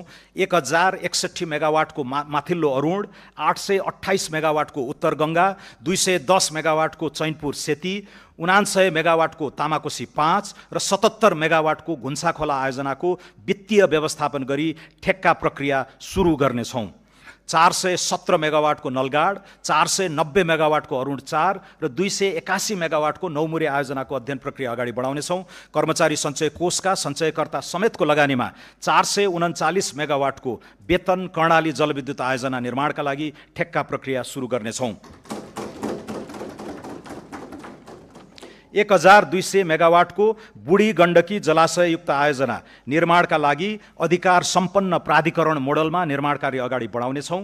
670 मेगावाटको दुधकोशी जलाशययुक्त आयोजनाको फाइनान्सियल क्लोजर सम्पन्न गरी ठेक्का प्रक्रिया सुरु गर्नेछौँ। 900 मेगावाटको अरुण तेस्रो, 669 मेगावाटको तल्लो अरुण लगायत लगानी बोर्ड मार्फत निर्माण कार्य अगाडि बढाइएका करिब 3000 मेगावाट क्षमताका आयोजना विकास गर्न सरकारले आवश्यक सहजीकरण गर्नेछ। निर्माणाधीन प्रसारण लाइन तथा सबस्टेसन निर्माण सम्पन्न गर्न रु 70 अर्ब विनियोजन गरेको छु। हेटौडा ढल्केबर इनोरुवा 400 केबी प्रसारण लाइन चालु आर्थिक वर्षभित्रै निर्माण सम्पन्न हुनेछ। 400 केबी का नयाँ खिम्ती 12 काठमाडौँ र हेटौडा रातमाटे लप्सीबेदी न्यू दमौली न्यू बुटवल प्रसारण लाइन निर्माण कार्यलाई तीव्रता दिनेछौँ। अन्तर्देशीयतर्फ बुटवल गोरखपुर र इनरुवा पूर्णिया प्रसारण लाइन निर्माण कार्यलाई तीव्रता दिनेछौँ। ढल्केबर मुजफ्फरपुर सीतामढी, लम्की दोदोधरा बरेली, लमही लखनऊ, निजगढ मोतिहारी र चिलिमे हब केरुङ प्रसारण लाइनको अध्ययन सम्पन्न गरी निर्माण सुरु गर्नेछौँ। कर्णाली कोरिडोर राष्ट्रिय प्रसारण लाइन निर्माणलाई तीव्रता दिनेछौँ। राष्ट्रिय ग्रिड नपुगेका कर्णालीका स्थानीय तहमा विद्युतीकरणलाई तीव्रता दिनेछौँ। ग्रीन हाइड्रोजनको व्यावसायिक उत्पादनको प्रारम्भ गर्न हेटौडामा 2.5 मेगावाट क्षमताको ग्रीन हाइड्रोजन प्लान्टलाई पाइलट परियोजनाको रूपमा कार्यान्वयन गर्नेछौँ।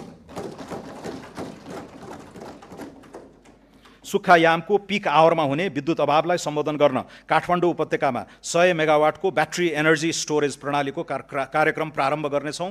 ग्रिन हाइड्रोजन उत्पादन कार्यलाई अगाडि बढाउन आवश्यक बजेटको व्यवस्था गरेको छु।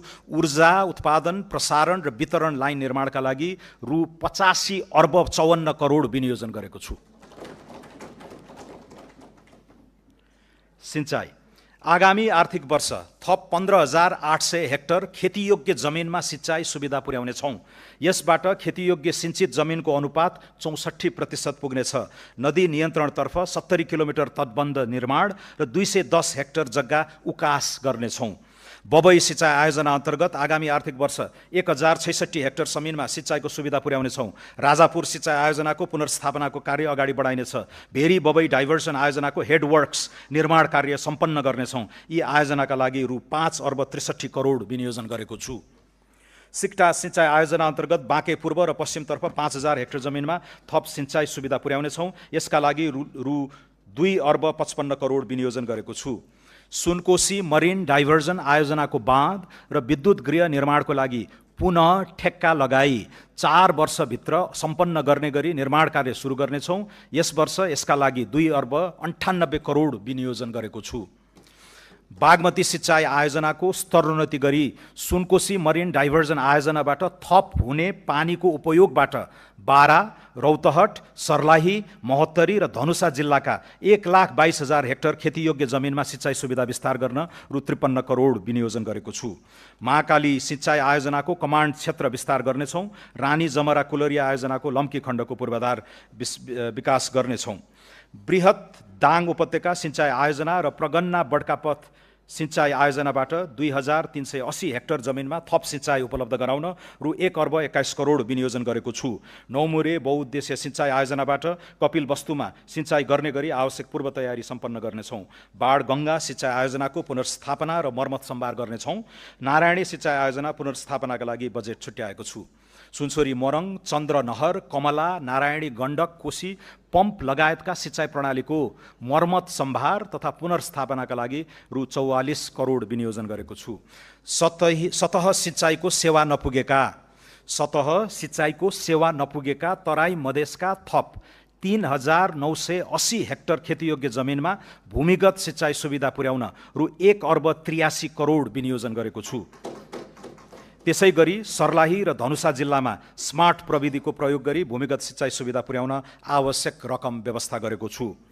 पहाडी तथा हिमाली क्षेत्रका कृषियोग्य टारहरूमा लिफ्ट सिंचाई प्रणाली मार्फत भरपर्दो सिंचाई सुविधा उपलब्ध गराउन रु 80 करोड विनियोजन गरेको छु।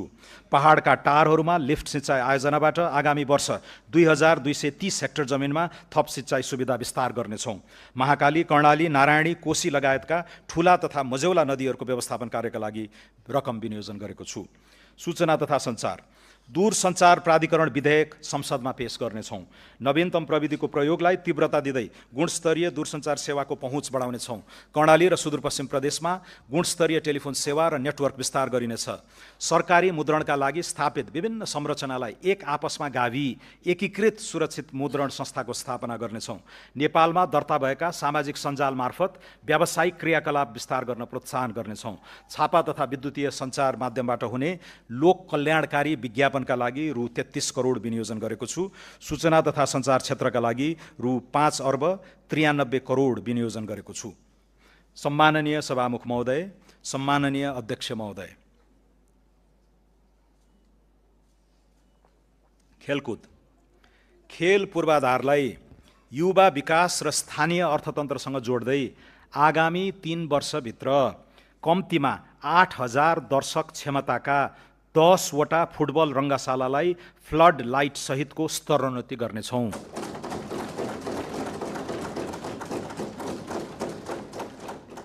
प्रमुख 8 सहरमा 5 वर्षभित्र आधुनिक क्रिकेट रङ्गशाला निर्माण गर्नेछौँ।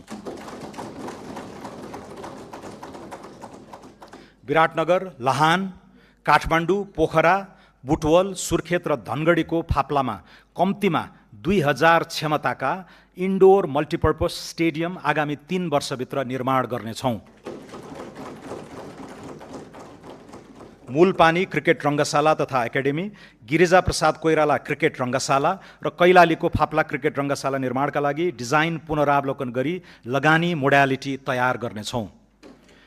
खेलकुदमा विशेष रुचि र क्षमता भएका विद्यार्थीलाई विद्यालयको आधारभूत तहदेखि छनौट गरी आवासीय सुविधासहित तालिम दिने व्यवस्था मिलाउनेछौँ।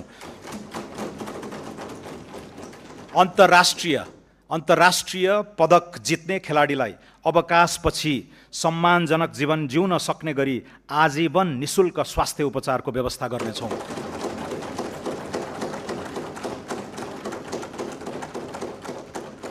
सुर्खेतमा 10औं राष्ट्रिय खेलकुद सम्पन्न गर्न र मध्य प्रदेशमा प्रस्तावित 11औं राष्ट्रिय खेलकुदको लागि आवश्यक पूर्वाधार निर्माण गर्न रकम छुट्याएको छु।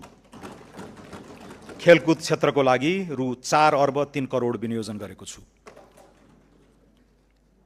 गुणस्तरीय शिक्षा। मुलुकभरका सामुदायिक विद्यालयहरूको पूर्वाधार आवश्यकताको म्यापिङ गर्नका लागि रु 1 अर्ब विनियोजन गरेको छु। सुदूरपश्चिम प्रदेशको गेटास्थित शहीद दशरथ चन्द स्वास्थ्य विज्ञान विश्वविद्यालयमा शैक्षिक सत्र 83-84 देखि MBBS लगायत चिकित्सा शिक्षाका 4 वटा विधामा कार्यक्रम सञ्चालन गर्नेछौँ। विद्यालय तहदेखि उच्च शिक्षासम्मका लक्षित विद्यार्थी छात्रवृत्तिका लागि रु 8 अर्ब 60 करोड विनियोजन गरेको छु। सङ्गीत, कला तथा साहित्य सम्बन्धी अध्ययनलाई देशैभर प्रवर्धन गर्नेछौँ। राजगुठी लगतमा दर्ता रहेको त्रिपुरेश्वर महादेव मन्दिर परिसरमा गुठी रिसर्च इन्स्टिट्युट एवं एथनो म्युजिकोलोजी सेन्टर स्थापनाका लागि रकम छुट्याएको छु। अन्तर्राष्ट्रिय स्तरका उच्च श्रेणीमा रहेका विश्वविद्यालयलाई नेपालमा क्याम्पस सञ्चालन गर्न नीतिगत व्यवस्था र प्रोत्साहन गर्नेछौँ। स्वदेशी र विदेशी प्राध्यापकहरूबीच प्राज्ञिक आदान प्रदान कार्यक्रम सुरु गर्नेछौँ। विश्वविद्यालयलाई शैक्षिक, प्रशासनिक तथा वित्तीय स्वायत्तता प्रदान गरी लागत साझेदारी मोडलमा सञ्चालन गर्न कानुनी प्रबन्ध मिलाउनेछौँ। वैदेशिक रोजगारीमा रहेका युवालाई खुला विश्वविद्यालय अन्तर्गत अध्ययनको अवसर प्रदान गर्नेछौँ। विभिन्न प्रदेशका सामुदायिक विद्यालयमा कक्षा 5 देखि कक्षा 8 सम्म अध्ययनरत विद्यार्थी तथा शिक्षक विद्यार्थी आदान प्रदान कार्यक्रम सञ्चालन गर्नेछौँ। मानव विकास सूचकाङ्कमा पछाडि परेका समुदायको आधारभूत शिक्षामा पहुँच सुनिश्चित गर्न आवासीय विद्यालय सञ्चालन गर्नेछौँ। यस कार्यक्रम चितवन जिल्लाको चेपाङ समुदायबाट सुरु गर्नेछौँ।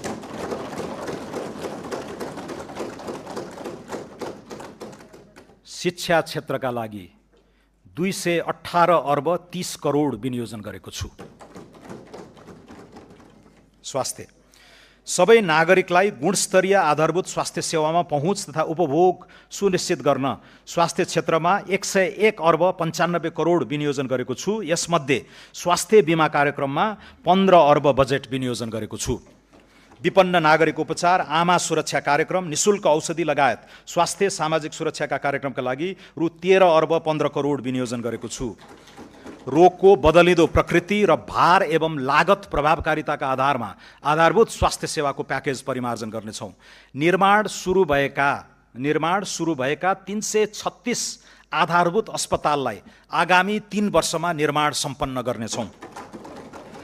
मानव विकास सूचकाङ्क कम भएका हरेक प्रदेशका एक स्थानीय तहको उपयुक्त स्थानमा आधारभूत अस्पताल निर्माण गर्ने र निर्माण सुरु नभएका अस्पतालहरूको हकमा वैज्ञानिक नक्साङ्कन पश्चात मात्र निर्माण गर्नेछौँ। आधारभूत अस्पताल सञ्चालन तथा पूर्वाधार निर्माणका लागि 5 अर्ब 90 करोड विनियोजन गरेको छु। स्वास्थ्य संस्था तथा सेवाको गुणस्तर मापन, प्रमाणीकरण र प्रत्यायनका लागि राष्ट्रिय स्वास्थ्य प्रत्यायन प्राधिकरण स्थापना गर्नेछौँ। कर्णाली र सुदूरपश्चिम लगायतका दुर्गम क्षेत्रमा टेलिमेडिसिन सेवा विस्तार तथा भिडियो कन्सल्टेसन मार्फत विशेषज्ञ स्वास्थ्य सेवा सुनिश्चित गर्नेछौँ। सङ्घीय विशिष्टीकृत अस्पतालमा जलन उपचार युनिटको स्थापना गर्नेछौँ। जलनको सघन उपचारको लागि वीर अस्पताल र कीर्तिपुर अस्पतालको क्षमता विकास गर्नेछौँ। मध्य प्रदेशमा मृगौला रोग उपचार केन्द्र र ट्रमा सेन्टर निर्माण सुरु गर्नेछौँ। बालबालिकामा हुने क्यान्सर रोगको सरकारी अस्पतालमा निशुल्क उपचार हुने व्यवस्था मिलाएको छु।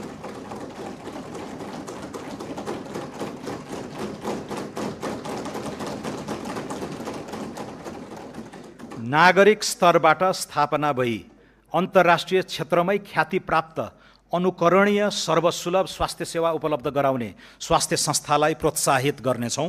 यस अन्तर्गत धुलिखेल सामुदायिक अस्पताल र काठमाडौँ इन्स्टिट्युट अफ चाइल्ड हेल्थको स्तरोन्नति गर्न बजेट विनियोजन गरेको छु। तिलगङ्गा आँखा प्रतिष्ठानलाई लेन्स उत्पादनमा प्रोत्साहित गर्न कर सहुलियत प्रदान गरेको छु। हाई अल्टिट्युड सिकनेस उपचार सेवा विस्तार गर्नेछौँ।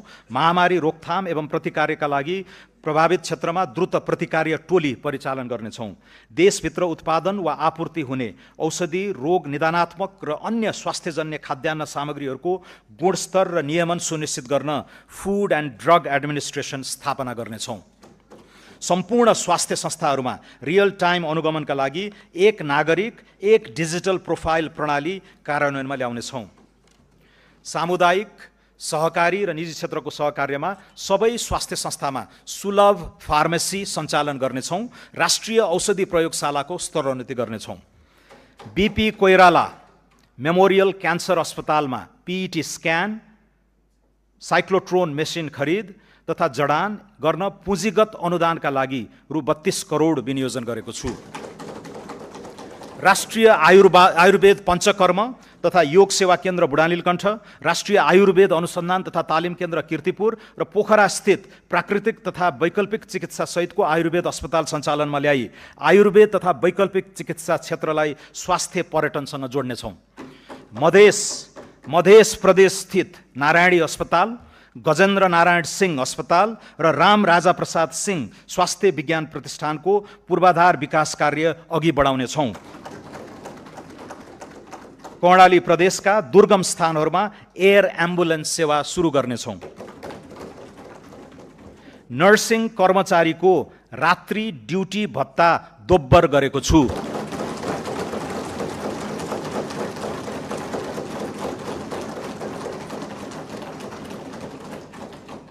महिला स्वास्थ्य स्वयंसेविकालाई प्रदान गरिँदै आएको यातायात खर्चमा 50% वृद्धि गरेको छु।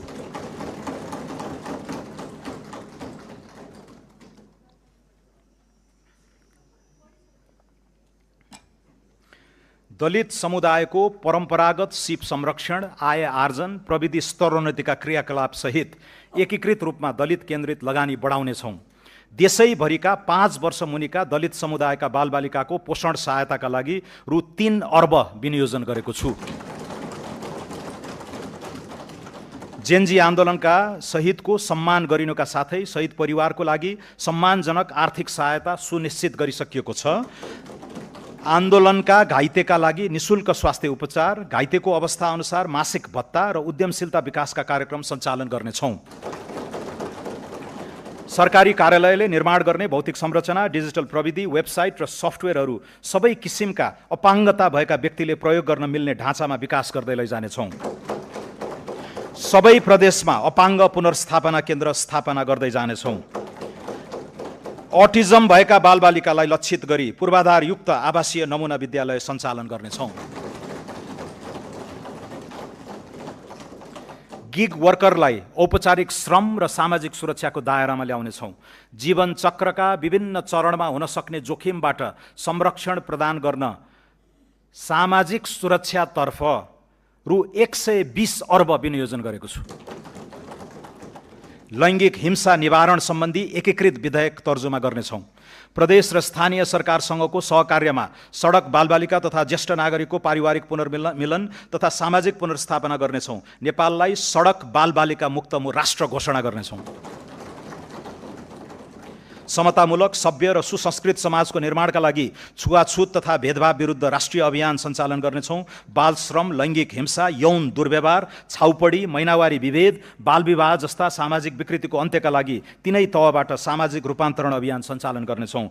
लैङ्गिक तथा यौनिक अल्पसङ्ख्यक समुदायको मर्यादित जीवनयापनका लागि सामाजिक अन्तर्घुलन कार्यक्रम सञ्चालन गर्नेछौँ। महिला उद्यमशीलता विकासका लागि स्थानीय तहमा जीविकोपार्जन सुधार कार्यक्रम सञ्चालन गर्नेछौँ। बाल सुधार गृहको पूर्वाधार तथा व्यवस्थापनका लागि रु 31 करोड विनियोजन गरेको छु। दुर्गम क्षेत्रका ज्यान जोखिममा रहेका गर्भवती तथा सुत्केरी महिला र नवजात शिशुको हवाई उद्धार गर्न रकम विनियोजन गरेको छु। महिला बालबालिका लैङ्गिक तथा यौनिक अल्पसंख्यकतर्फ रु 2 अर्ब 27 करोड विनियोजन गरेको छु। कृषि विकास तथा भूमि व्यवस्थापन, रासायनिक मल खरिदका लागि चालू आर्थिक वर्षको विनियोजनमा वृद्धि गरी रु 32 अर्ब 46 करोड पुर्याएको छु। रासायनिक मल आपूर्ति क्यालेन्डर तयारी गरी मुख्य खाद्य बाली लगाउने समयमा सहज वितरण हुने व्यवस्था मिलाउनेछौँ। राष्ट्रिय कृषि आधुनिकीकरण कार्यक्रमका लागि रु 2 अर्ब 7 करोड विनियोजन गरेको छु। किसानको पहिचान कार्य आगामी आर्थिक वर्षमा सम्पन्न गरी परिचय पत्र वितरण सुरु गर्नेछौँ। कृषि योग्य नदी उकास लगायत उपयोगविहीन सरकारी जग्गा र बाँझो जमिनको उपयोग गर्न स्थानीय तहमा भूमि बैङ्कको स्थापना र निजी क्षेत्रलाई एग्रो पुलिङ गर्न प्रोत्साहन गर्नेछौँ। सिराहा र सप्तरीमा आँप तथा सर्लाहीमा गोलभेडा प्रशोधन केन्द्र स्थापना गर्नेछौँ।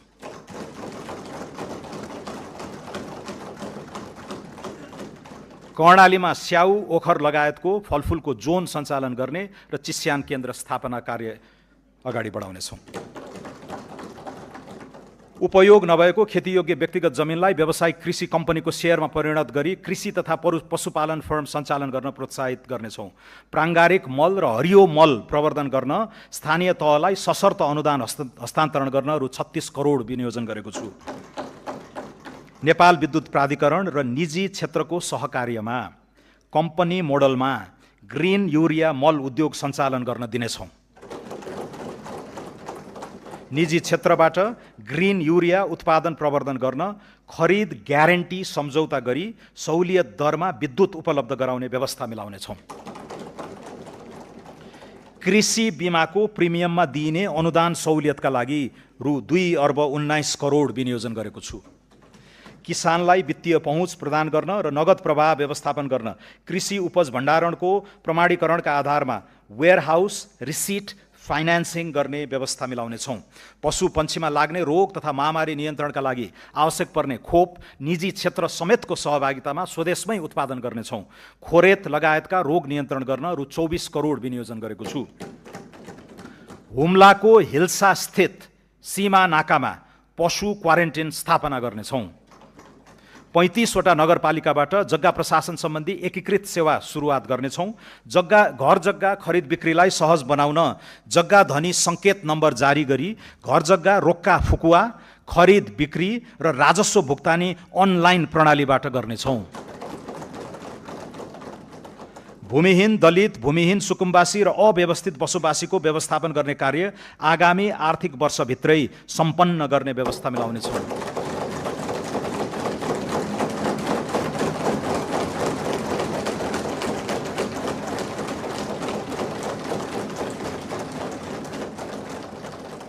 कृषि तथा पशुपन्छी विकासका लागि रु 46 अर्ब 92 करोड विनियोजन गरेको छु।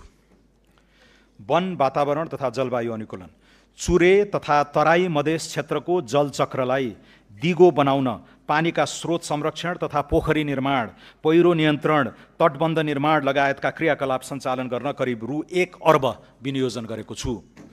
जडीबुटी तथा गैर काष्ठ वन पैदावारको समर्थन मूल्य निर्धारण गरी खरिद गर्ने कार्य सुरुवात गर्नेछौँ। कर्णालीमा जडीबुटी प्रशोधन केन्द्र स्थापना गर्नेछौँ।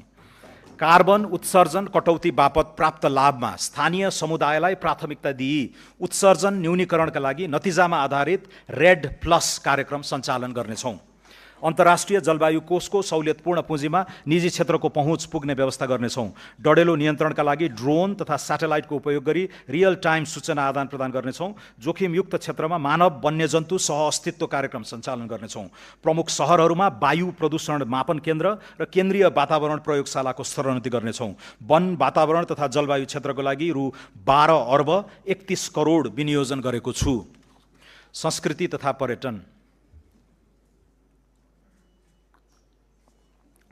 ऐतिहासिक स्थलहरू तिलौराकोट, देवदह, कपिलवस्तु र रामग्रामको बृहत पूर्वाधार विकास गर्नेछौँ। बृहत लुम्बिनी विकास कार्यक्रमका लागि यो वर्ष 83 करोड विनियोजन गरेको छु। जनकपुरलाई विवाह गन्तव्यको रूपमा विकास र ब्रान्डिङ गर्नेछौँ। राम जानकी पथ राम जानकी पथ र राम जानकी परिक्रमा सडक स्तरोन्नतिका लागि रकम छुट्याएको छु। पर्यटकीय दृष्टिले महत्त्वपूर्ण पहाडी क्षेत्रमा हिल स्टेशनको प्रवर्धन गर्न पूर्वाधार विकासमा जोड दिनेछौँ। हिमाल आरोही तथा पदयात्रीको सुरक्षा र आकस्मिक उद्धारको भरपर्दो व्यवस्था मिलाउनेछौँ।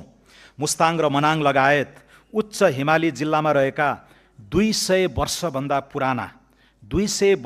पुराना कम्तीमा पनि 2 दर्जन ऐतिहासिक बौद्ध गुम्बाहरूको संरक्षणका लागि विशेष परियोजना ल्याउनेछौँ। कपिलवस्तुको तिलौराकोट, धनुषाको जनकपुर धाम र काठमाडौँको गोकर्णेश्वरलाई विश्व सम्पदा सूचीमा समावेश गराउन कार्य अगाडि बढाउनेछौँ। खप्तड बडीमालिका शुक्लाफाटा, काँक्रेबिहार पञ्चकोशी रारा, ठाकुरद्वार स्वर्गद्वारी रुरु क्षेत्र, देवघाट मुक्तिनाथ तिलिचो, कालिन्चोक जुगल गोसाईकुण्ड, सखडा धनुषाधाम गढीमाई, हलेसी चतरा पाथिभरा प्रादेशिक पर्यटकीय कोरिडोरको प्रवर्धन गर्नेछौँ। ग्रेट हिमालयन ट्रेल लगायत अन्य पदमार्गलाई रणनीतिक पदमार्गका रूपमा विकास गर्नेछौँ। खप्तड, रामारोशन, बडीमालिका, बुढीनन्दा रारा, स्वर्गद्वारी, मुक्तिनाथलाई जोड्ने गरी उच्च पहाडी पर्यटन पदमार्ग डाँफे रुटको विकास गर्नेछौँ। अपी हिमाल, दोर्दी हिमाल, सिक्लेस कहुपुचे मनाङ, तिनजुरे पाथिभरा ट्रेकिङ रुट विकास गर्नेछौँ। साइकल ट्रेलका लागि उपयुक्त गण्डकी प्रदेशका मध्य पहाडमा परीक्षणका रूपमा कास्की, लिपेनी, थुम्सीकोट, भाचोक, लम्तरी, प्रिन्स चार्ल्स रुट हुँदै करापुसम्म र ब्यास, छाब्दी बाराही, बन्दीपुर, छिम्केश्वरी, लाब्दी, देवघाट रुट निर्माण गर्नेछौँ। आदिवासी जनजाति समुदायको संस्कृति संरक्षणका लागि कीर्तिपुर स्थित सङ्ग्रहालयको विस्तार गर्नेछौँ। दलित समुदायको परम्परागत मौलिक सिप, कला तथा पेशाको प्रवर्धन गर्न मधेस, कर्णाली र सुदूरपश्चिमका सघन दलित बस्तीलाई लक्षित गरी नमुना होमस्टे सञ्चालन गर्नेछौँ। 6000 मिटरभन्दा बढी उचाइ भएका र हालसम्म नामकरण नगरिएका हिमाललाई मौलिक नामकरण गरी आरोहणका लागि विशिष्ट बजारीकरण गर्नेछौँ। नागरिक उड्डयन त्रिभुवन अन्तर्राष्ट्रिय विमानस्थलको स्तरोन्नतिका लागि रु 1 अर्ब 53 करोड विनियोजन गरेको छु। निजगढ अन्तर्राष्ट्रिय विमानस्थलको निर्माण मोडालिटी 6 महिनाभित्र यकिन गर्नेछौँ। गौतम बुद्ध र पोखरा क्षेत्रीय अन्तर्राष्ट्रिय विमानस्थल सञ्चालनको व्यवस्थापनमा निजी क्षेत्रसँग सहकार्य गर्नेछौँ। भरतपुर विमानस्थललाई विस्तार गरी रात्रिकालीन उडान सञ्चालन गर्नेछौँ। प्रदेश सरकारसँगको सहकार्यमा सुर्खेत विमानस्थल विस्तार गर्नेछौँ।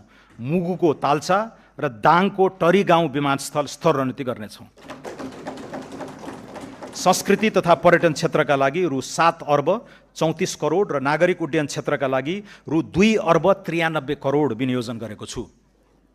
श्रम तथा वैदेशिक रोजगार रिभर्स प्रवासनलाई प्रोत्साहन गर्दै विप्रेषणलाई उपभोगबाट उत्पादनशील प्रयोजनमा रूपान्तरण गर्न विप्रेषण लगानी मिलान कोष सञ्चालन गर्नेछौँ। वैदेशिक रोजगारीबाट फर्किएकाको ज्ञान, सिप र दक्षताको सदुपयोग गर्न रिटर्नी माइग्रेन्ट कार्यक्रम कार्यान्वयन गर्नेछौँ। युवाहरूलाई विभिन्न विषयगत छोटो अवधिका र कार्यस्थलमा आधारित तालिम सञ्चालन गरी सिपयुक्त बनाउनेछौँ। वैदेशिक रोजगारीलाई थप सुरक्षित एवं मर्यादित बनाउन श्रम सम्झौताको पुनरावलोकन तथा नयाँ गन्तव्य मुलुकसँग थप सम्झौता गर्नेछौँ। विदेशमा अलपत्र परेका नेपाली नागरिकलाई उद्धार गर्न र मृत्यु भएका श्रमिकको शव सहज रूपमा स्वदेश ल्याउने प्रबन्ध मिलाउन आवश्यक बजेट विनियोजन गरेको छु। सिप सिकेर मात्र वैदेशिक रोजगारीमा जाने व्यवस्था मिलाउनेछौँ। बिना धितो ऋण र किस्ताबन्दीमा रोजगारदाताबाट भुक्तानीको व्यवस्था गरी वैदेशिक रोजगारीलाई मर्यादित, पारदर्शी र स्वचालित बनाउनेछौँ। वैदेशिक रोजगारीमा जाँदा शून्य लागतलाई प्रोत्साहन गर्दै सेवा शुल्कलाई श्रमिक मैत्री बनाउनेछौँ। औपचारिक च्यानलबाट भित्रिने रेमिटेन्सलाई थप प्रोत्साहित गर्न रेमिटेन्स आप्रवाहको हरेक रिसिटमा आधारित लटरी कार्यक्रम सञ्चालन गर्नेछौँ। अनौपचारिक क्षेत्रका श्रमिकको जीवनयापन र आधारभूत स्वास्थ्यलाई सहयोग पुग्ने गरी सहुलियत दरमा पौष्टिक खाना उपलब्ध गराउने गरी आवश्यक कार्यक्रम प्रारम्भ गर्नेछौँ। श्रम तथा रोजगार क्षेत्रमा रु 3 अर्ब 63 करोड विनियोजन गरेको छु। औद्योगिक विकास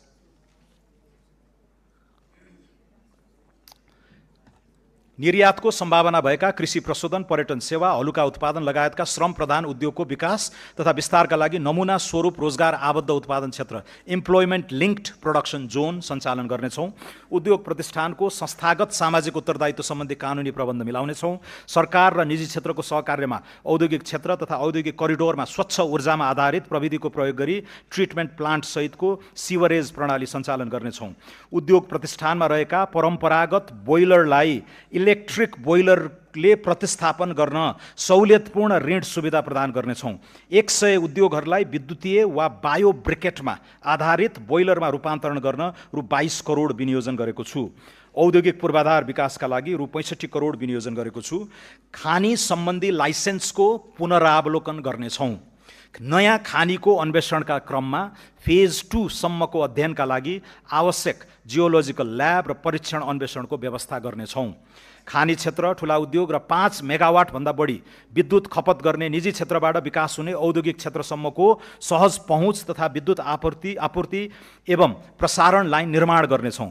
भारी सवारी सञ्चालन हुने औद्योगिक तथा खानी पहुँच सडकलाई विशेष मापदण्डसहित डिजाइन, निर्माण र मर्मत गर्न रु 50 करोड विनियोजन गरेको छु। खनिज तथा निर्माणजन्य सामग्री उत्खनन, उत्पादन, आपूर्ति र प्रयोगको समग्र नियमन तथा व्यवस्थापनका लागि खानी तथा खनिज प्राधिकरण स्थापना गर्नेछौँ। दैलेखमा रहेको पेट्रोलियमको व्यावसायिक उत्पादनका लागि आवश्यक प्रक्रिया शीघ्र अगाडि बढाउनेछौँ। धौवादी फलाम उद्योगमा रहेको नेपाल सरकारको सेयर अंश घटाई सार्वजनिक निजी साझेदारी मोडलमा सञ्चालन गर्ने कार्यविधि अघि बढाउनेछौँ। वातावरणीय दृष्टिकोणले उपयुक्त देखिएका ठाउँ पहिचान गरी ढुङ्गा गिटी बालुवा उत्खनन तथा प्रशोधन आपूर्ति गर्ने व्यवस्था मिलाउनेछौँ। वाणिज्य विश्व बजारमा उल्लेख्य परिमाणमा निर्यात गरी ब्रान्ड स्थापित भइसकेका नेपाली उत्पादनलाई थप सहुलियत प्रदान गर्नेछौँ। व्यापार तथा लगानी सहजीकरणका लागि व्यापार तथा औद्योगिक लजिस्टिक गुरु योजना कार्यान्वयनमा ल्याउनेछौँ। राष्ट्रिय उत्पादकत्व वृद्धिको गुरु योजना तयार गरी उत्पादनमा आधारित प्रोत्साहन कार्यक्रमका लागि रु 1 अर्ब 18 करोड विनियोजन गरेको छु। भैरवामा एकीकृत जाँच चौकी आइसिपीको निर्माण कार्य शीघ्र सम्पन्न गरी सञ्चालनमा ल्याइनेछ। चाँदनी दोधारामा निर्माणाधीन एकीकृत जाँच चौकी 2 वर्षभित्र निर्माण सम्पन्न गरिनेछ। नेपाल व्यापार एकीकृत रणनीतिले पहिचान गरेका गलैँचा, कार्पेट, धागो, तयारी कपडा, सिमेन्ट लगायतका वस्तु तथा कम तौल उच्च मूल्यका वस्तुको निर्यात अभिवृद्धिका लागि वस्तुगत निर्यात रणनीति तयार गरी कार्यान्वयन गर्नेछौँ। इन्धनको मूल्य स्थायित्व कायम गर्न फ्युचर्स कन्ट्र्याक्ट गर्ने सम्बन्धमा आवश्यक अध्ययन गर्नेछौँ।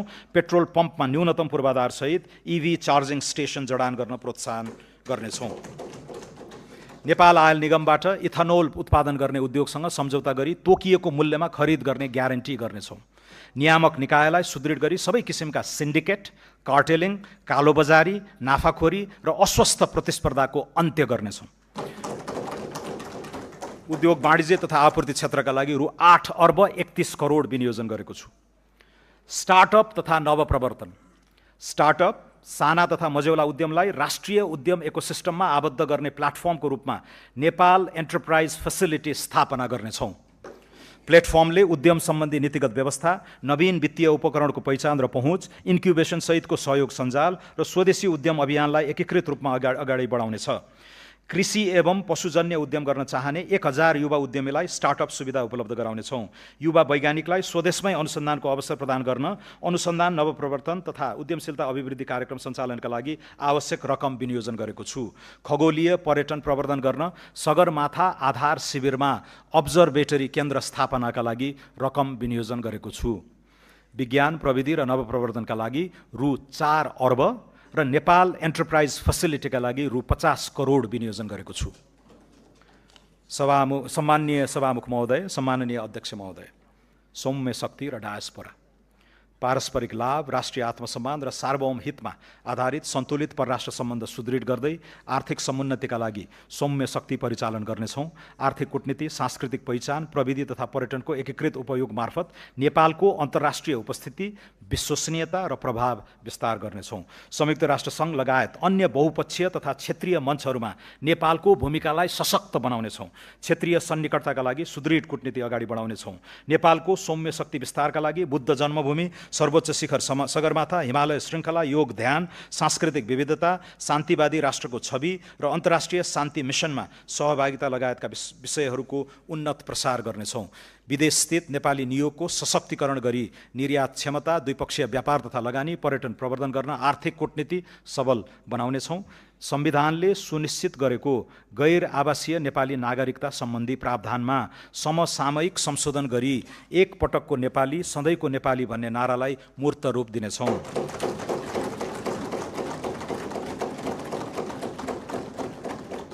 गैर आवासीय नेपालीलाई सबै किसिमका आर्थिक, सामाजिक तथा सांस्कृतिक अधिकार प्रदान गरी राष्ट्र निर्माणको मूल अभियानमा समावेश गर्नेछौँ।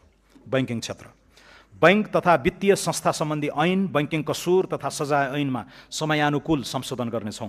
विपन्न तथा साना किसानका लागि कर्जा तथा पशुधन कार्यक्रम साना किसान विकास लघुवित्त वित्तीय संस्था मार्फत सञ्चालन गर्न रकम विनियोजन गरेको छु।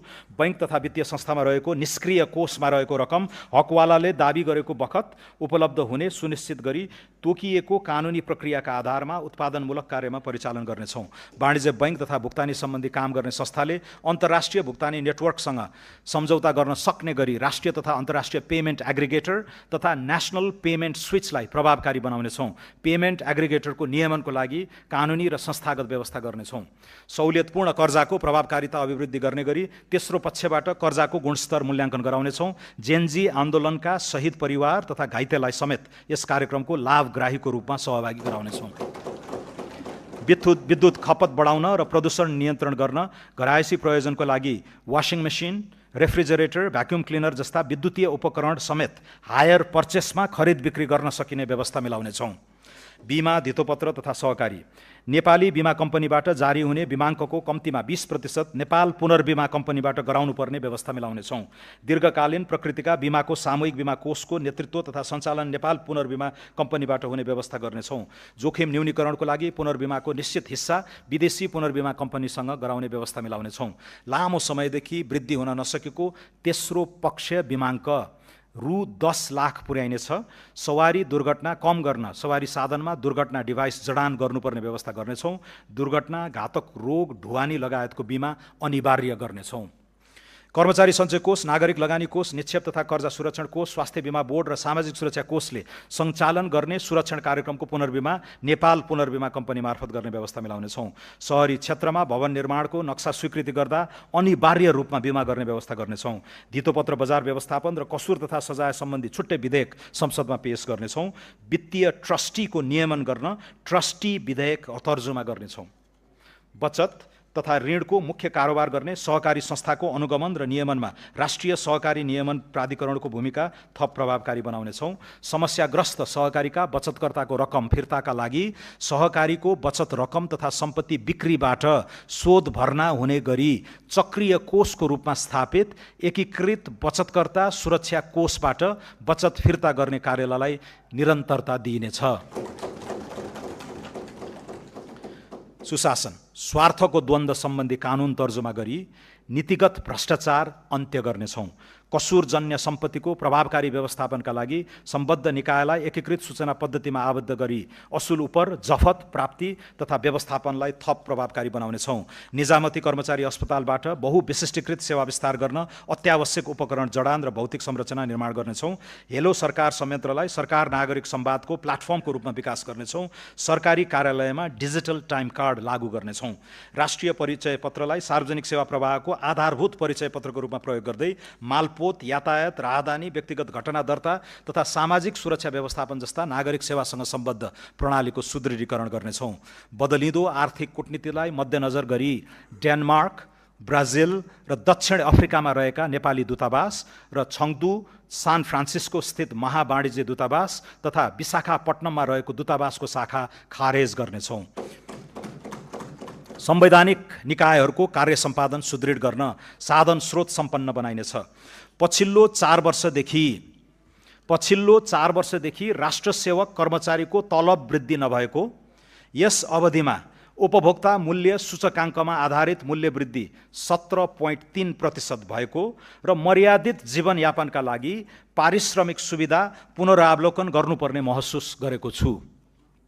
कर्मचारीले हाल प्राप्त गरिरहेको महँगी भत्तालाई निरन्तरता दिँदै सुरु स्केलमा 10% तलब वृद्धि गरेको छु। कार्य सम्पादनमा आधारित पारिश्रमिक प्रणालीको सुरुवात गर्न नयाँ तलबमानको 10% मासिक प्रोत्साहन भत्ताको व्यवस्था गरेको छु। यसबाट हाल खाइपाई आएको पारिश्रमिकमा करिब 21% खुद वृद्धि भई ग्रेड सहित न्यूनतम पारिश्रमिक करिब रु 40,000 देखि रु 1 लाख माथि कायम हुनेछ।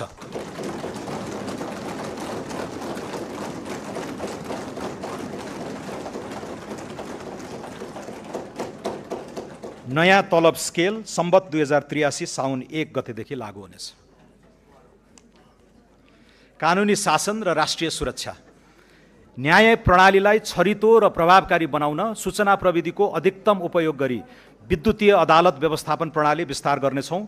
विपन्न तथा दूरदराज क्षेत्रका नागरिकका लागि निशुल्क कानुनी सहायता कार्यक्रम सञ्चालन गर्नेछौँ। शान्ति प्रक्रिया तथा सङ्क्रमणकालीन न्याय सम्बन्धी बाँकी कामलाई यथाशीघ्र निष्कर्षमा पुर्याइनेछ। राष्ट्रिय सुरक्षा नीति 2075 को पुनरावलोकन गर्नेछौँ। नेपाली सेनाका जवानहरूको आवास स्तरोन्नति कार्यक्रमलाई निरन्तरता दिँदै रु 2 अर्ब विनियोजन गरेको छु। ऐतिहासिक गढी र किल्ला संरक्षण गरी पर्यटनसँग आबद्ध गर्नेछौँ। नेपाल प्रहरीको अनुसन्धान र अभियोजन प्रक्रियालाई प्रभावकारी बनाउन प्रविधिको प्रयोगमा जोड दिनेछौँ। विधि विज्ञान प्रयोगशाला अनुसन्धानमा कृत्रिम बुद्धिमत्ताको प्रयोग तथा भौतिक पूर्वाधार विकासमा लगानी वृद्धि गर्नेछौँ। नेपाल प्रहरी र सशस्त्र प्रहरीको अवकाशको सेवा अवधि र निवृत्त भरण सुरु हुने अवधिका बीचमा रहेको विद्यमान अन्तर पुनरावलोकन गर्ने विषयमा अध्ययन गर्नेछौँ। सशस्त्र प्रहरी बल नेपाललाई अन्तर्राष्ट्रिय सीमा सुरक्षाको डेडिकेटेड व्यावसायिक फोर्सको रूपमा विकास गर्नेछौँ। कारागारको सुदृढीकरण, क्षमता विस्तार तथा खुला कारागारको अवधारणा कार्यान्वयन गरी सुधार गृहका रूपमा रूपान्तरण गर्दै लगिनेछ। विपद प्रतिकार्यमा संलग्न जनशक्ति र स्वयंसेवकको क्षमता विकास गर्नेछौँ। विपद पश्चातको क्षतिपूर्ति, राहत र पुनर्निर्माणका लागि बिमा लगायतका जोखिम हस्तान्तरणका उपकरणहरूको विस्तार गर्नेछौँ। सङ्घ, प्रदेश र स्थानीय तहबीचको अधिकार, जिम्मेवारी र कार्य सम्पादनको दोहोरोपना हटाउन कार्य विस्तृतीकरणको पुनरावलोकन गर्नेछौँ। 3 तहबीच विद्यमान दोहोरो करको विवादलाई क्षेत्राधिकारको स्पष्टता र कानुनी सुधार मार्फत समाधान गर्नेछौँ। सङ्घीयता सुदृढीकरण र स्थानीय सेवा सुधारका लागि शासकीय नवप्रवर्तन चुनौती फन्ड स्थापना गर्नेछौँ। सम्माननीय सभामुख महोदय, सम्माननीय अध्यक्ष महोदय,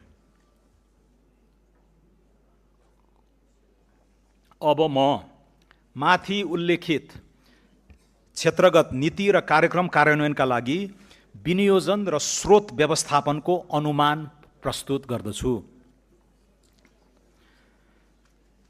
आगामी आर्थिक वर्षका लागि कुल खर्च रु 2124 अर्ब 34 करोड विनियोजन गरेको छु। कुल विनियोजन मध्ये चालुतर्फ रु 1270 अर्ब 58 करोड अर्थात् कुल विनियोजनको 59.8%, पुँजीगततर्फ रु 431 अर्ब 10 करोड अर्थात् 20.3%, वित्तीय व्यवस्थातर्फ रु 422 अर्ब 64 करोड अर्थात् 19.9% रहेको छ। यो खर्च अनुमान चालु वर्षको संशोधित अनुमानको तुलनामा 25%ले बढी हो। आगामी आर्थिक वर्षका लागि अनुमान गरिएको खर्च बेहोर्ने स्रोतमध्ये राजस्वबाट रु 1405 अर्ब 31 करोड र वैदेशिक अनुदानबाट रु 61 अर्ब 74 करोड बेहोर्दा रु 657 अर्ब 29 करोड न्यून हुन जान्छ। सो न्यून पूर्ति गर्न वैदेशिक ऋणबाट रु 247 अर्ब 28 करोड परिचालन गर्नेछौँ। राजस्व र वैदेशिक सहायता परिचालनबाट न्यून हुने रु 410 अर्ब आन्तरिक ऋणबाट परिचालन गर्नेछौँ। आगामी आर्थिक वर्ष रु 245 अर्ब 89 करोड आन्तरिक ऋणको सावा भुक्तानी हुने हुँदा खुद रु 164 अर्ब 11 करोड मात्र आन्तरिक ऋण परिचालन हुनेछ।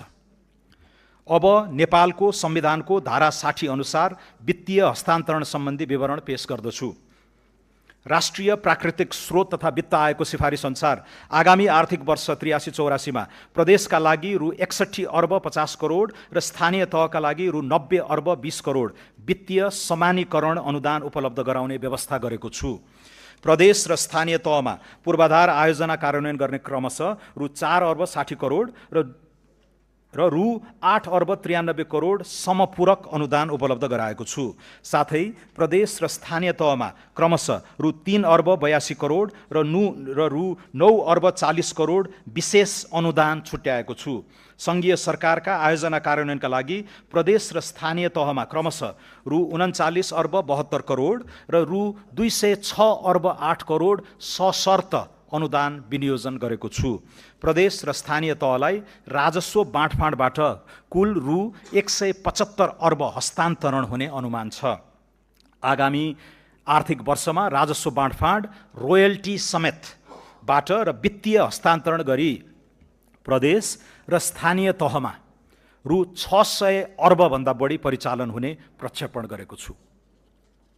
सम्माननीय सभामुख महोदय, सम्माननीय अध्यक्ष महोदय, अब म आर्थिक वर्ष 83-84 को राजस्व नीति तथा कार्यक्रम प्रस्तुत गर्दछु। व्यवसाय मैत्री कर नीति, सरल एवं स्पष्ट कर कानुन, स्वैच्छिक कर सहभागिता र चुस्त कर प्रशासनको विकास गरी आर्थिक क्रियाकलाप विस्तार गर्न दिएका उद्देश्य लिएको छु। सबै आर्थिक कारोबारलाई डिजिटल माध्यममा जोड्दै औपचारिक अर्थतन्त्रको विकास गर्ने, स्वचालित प्रविधि मैत्री सदाचारयुक्त र उत्प्रेरित कर प्रशासनको विकास गर्ने, स्वैच्छिक कर सहभागिताको माध्यमबाट राजस्व अभिवृद्धि गर्ने, लागत परिपूरण र तिर्न सक्ने क्षमताको आधारमा गैर कर राजस्व परिचालन गर्ने, लगानी प्रोत्साहन र संरक्षण, सूचना प्रविधि उद्योगलाई राष्ट्रको नयाँ आर्थिक इन्जिनका रूपमा अगाडि बढाउन यस्ता सेवाको निर्यातबाट आर्जित आयमा 50% कर छुट दिएको छु। सूचना प्रविधि क्षेत्रमा कार्यरत जनशक्तिले प्राप्त गर्ने स्वेट इक्विटीको रकमलाई कर योग्य आय गणनामा 100% छुट हुने व्यवस्था मिलाएको छु। नेपालभित्र पैठारी हुने केही वस्तुमा आन्तरिक उत्पादन प्रवर्धन शुल्क डोमेस्टिक प्रोडक्ट प्रमोसन फी लगाएको छु। नाफा नकमाउने गरी स्थापना भएका मित्र राष्ट्रको पूर्ण स्वामित्वका विकास वित्त संस्थाले नेपालमा ऋण लगानी गरी आर्जन गरेको ब्याजमा आयकर नलाग्ने व्यवस्था गरेको छु। महानगरपालिका र उपमहानगरपालिका बाहेकका क्षेत्रमा नयाँ चलचित्र हल स्थापना गर्नेलाई सुरुको 10 वर्षसम्म पूर्ण रूपमा आयकर छुट दिने व्यवस्था मिलाएको छु। परिवर्तित सन्दर्भमा दक्षिण एसियाली व्यापार सम्झौता साफ्टाको संवेदनशील सूचीलाई पुनरावलोकन गर्नेछौँ। स्वैच्छिक अनुपालन र करको दायरा विस्तार, दुर्गम क्षेत्रमा शिक्षा तथा स्वास्थ्य पूर्वाधार निर्माण र सेवा विस्तारमा सघाउ पुर्याउन निजी क्षेत्रले प्रदान गर्ने शिक्षा तथा स्वास्थ्य सेवामा न्यूनतम दरमा समता शुल्क लगाउने व्यवस्था गरेको छु। अन्तिम तहको उपभोक्तालाई बिक्री गरिने मासिक 50 युनिटभन्दा बढीको विद्युत खपतमा सहुलियत दरमा मूल्य अभिवृद्धि कर लगाउने व्यवस्था गरेको छु। इलेक्ट्रिक सवारी साधनमा पिक पावर क्षमताको आधारमा लाग्दै आएको भन्सार महसुललाई मूल्यगत आधारमा लगाउने व्यवस्था गरेको छु। यस्ता सवारी साधनको स्वदेशमा उत्पादन, चार्जिङ स्टेसन निर्माण, ब्याट्रीको व्यवस्थापनका लागि पैठारू बिन्दुमा स्वच्छ पूर्वाधार लगानी शुल्क लगाएको छु। Clean infrastructure investment fee, Nepali ब्रान्डका मदिराको निकासी प्रवर्धन गर्न गुणस्तरीय स्पिरिट उत्पादन तथा म्याचुरेसन कार्यलाई प्रोत्साहित गरिनेछ। आगामी आर्थिक वर्षदेखि माइक्रो ब्रुवरीलाई समेत मदिरा उद्योगको रूपमा दर्ता गरी अन्तशुल्कको दायरामा ल्याउने व्यवस्था मिलाएको छु। सुरोटमा करिब 10% सम्म र मदिरा तथा बियरमा लाग्ने अन्तशुल्कमा वृद्धि गरेको छु। गैर कर राजस्व परिचालनलाई प्रभावकारी बनाउन छाता कानुन ल्याउनेछौँ। राजस्व प्रशासनमा आधुनिकीकरण, राजस्व अनुसन्धान विभाग खारेज गरी यसले गर्दै आएका कार्य विषयगत निकाय मार्फत सम्पादन हुने व्यवस्था मिलाउनेछौँ। वार्षिक रु 10 करोड भन्दा माथि कारोबार गरी विद्युतीय बिजक जारी गर्ने सबै व्यवसायलाई अनिवार्य रूपमा केन्द्रीय बिजक अनुगमन प्रणालीमा आबद्ध गर्नेछौँ। साना व्यवसायीलाई विद्युतीय माध्यमबाट भुक्तानी लिन प्रोत्साहन गर्नेछौँ। कर परीक्षण गर्नुपर्ने अवधि 3 वर्ष कायम गरेको छु। जोखिममा आधारित कर अनुसन्धान तथा परीक्षणका लागि कृत्रिम बुद्धिमत्ता सहितको असेसमेन्ट पद्धतिको विकास गर्नेछौँ। डिजिटल अन्तशुल्क टिकटको सुरुवात गर्ने व्यवस्था मिलाएको छु। अन्तशुल्क चुहावट नियन्त्रण गर्न विद्युतीय ट्र्याक एन्ड ट्रेस प्रणालीको सुरुवात गर्नेछौँ। भौतिक नियन्त्रणमा आधारित अन्तशुल्क प्रशासनलाई जोखिमको आधारमा क्रमशः स्वयं निष्कासन प्रणालीमा रूपान्तरण गर्ने व्यवस्था मिलाइनेछ। पेपरलेस, फेसलेस र कन्ट्याक्टलेस राजस्व प्रशासनको विकास गर्नेछौँ। कर विवरण बुझाउने, भुक्तानी गर्ने, फिर्ता लिने लगायतका सेवाहरू स्वचालित रूपमा प्रवाह हुने व्यवस्था मिलाउनेछौँ। कर्मचारीको मनोबल उच्च बनाई राजस्व परिचालन वृद्धि गर्न राजस्व प्रशासनमा कार्य सम्पादन सूचकका आधारमा प्रोत्साहन भत्ताको व्यवस्था गरेको छु। एक ठाउँबाट अर्को ठाउँमा वस्तु ढुवानी गर्दा एकभन्दा बढी स्थानीय तहमा लगाइने गरेको निकासी, कवाडी लगायत बहुकर लिन पाइने छैन। प्रदेश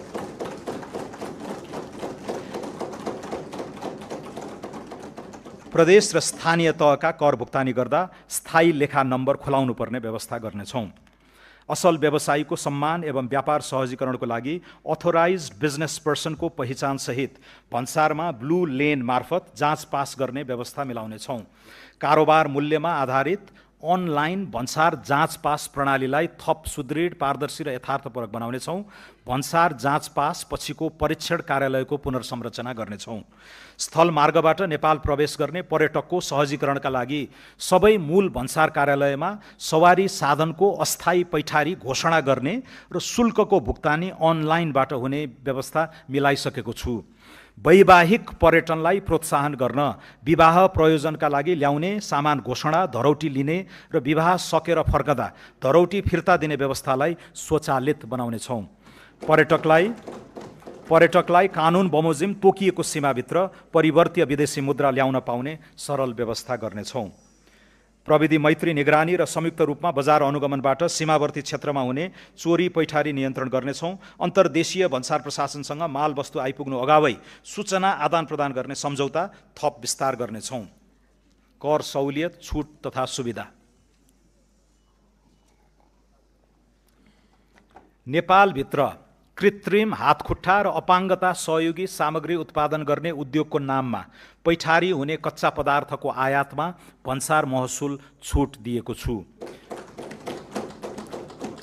आवासीय भवनको बिमा बापत अधिकतम 10,000 रुपैयाँसम्म आयकर प्रयोजनको लागि कट्टी गर्न पाउने व्यवस्था मिलाएको छु। विकास निर्माण आयोजना सञ्चालनका लागि जग्गा प्राप्ति गर्दा घर जग्गा रजिस्ट्रेसनको लागि तोकिएको सरकारी मूल्याङ्कनसम्मको रकममा पुँजीगत लाभ कर नलाग्ने व्यवस्था गरेको छु। कृषि प्रशोधन उद्योगमा पहिलो 10 वर्षको आयकर पूर्ण रूपमा छुट र कोल्ड स्टोर, प्याकेजिङ तथा टेस्टिङ ल्याब सहितका मेसिनरी उपकरणको आयातमा लाग्ने मूल्य अभिवृद्धि कर छुट हुने व्यवस्था मिलाएको छु। कर परिपालना गर्ने करदातालाई उच्च सम्मान, सुविधा र कार्यप्रणालीमा सरलीकरण गरिनेछ। सम्माननीय सभामुख महोदय, सम्माननीय अध्यक्ष महोदय, आर्थिक वर्ष 2081-82 को यथार्थ खर्च, चालू आर्थिक वर्ष 2082-83 को संशोधित अनुमान र आगामी आर्थिक वर्ष 2083-84 को स्रोत सहितको व्यय अनुमान यसै साथ पेश गरेको छु। अनुमानित आय व्ययको विवरण अनुसूचीमा उल्लेख गरेको छु। दात्री राष्ट्र र निकायबाट प्राप्त हुने प्राविधिक सहायता र अन्तर्राष्ट्रिय गैर सरकारी संस्थाबाट परिचालन हुने सहायता सम्बन्धी विवरण समेत यसै साथ पेश गरेको छु।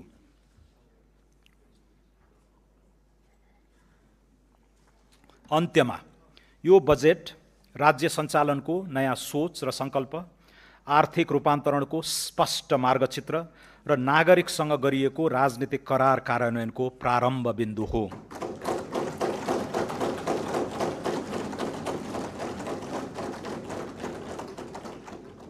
सुशासन, मध्यम वर्गको उदय, उत्पादनशील रोजगारी, प्रतिस्पर्धी अर्थतन्त्र र सम्मानपूर्ण जीवनको आधार निर्माण गर्ने लक्ष्यसहित प्रस्तुत यो बजेटले राज्यको भूमिकालाई नियन्त्रक र नियामक मात्र होइन, अवसरको सर्जक संस्थाका रूपमा पुनः परिभाषित गर्न खोजेको छ। यो बजेटले ऊर्जा, कृषि, वन, उद्योग, पर्यटन, सूचना प्रविधि र मानव पुँजीलाई आगामी दशकको आर्थिक समृद्धिका संवाहक क्षेत्रका रूपमा अघि बढाई अर्थतन्त्रमा संरचनात्मक सुधारको नयाँ चरण प्रारम्भ गरेको छ।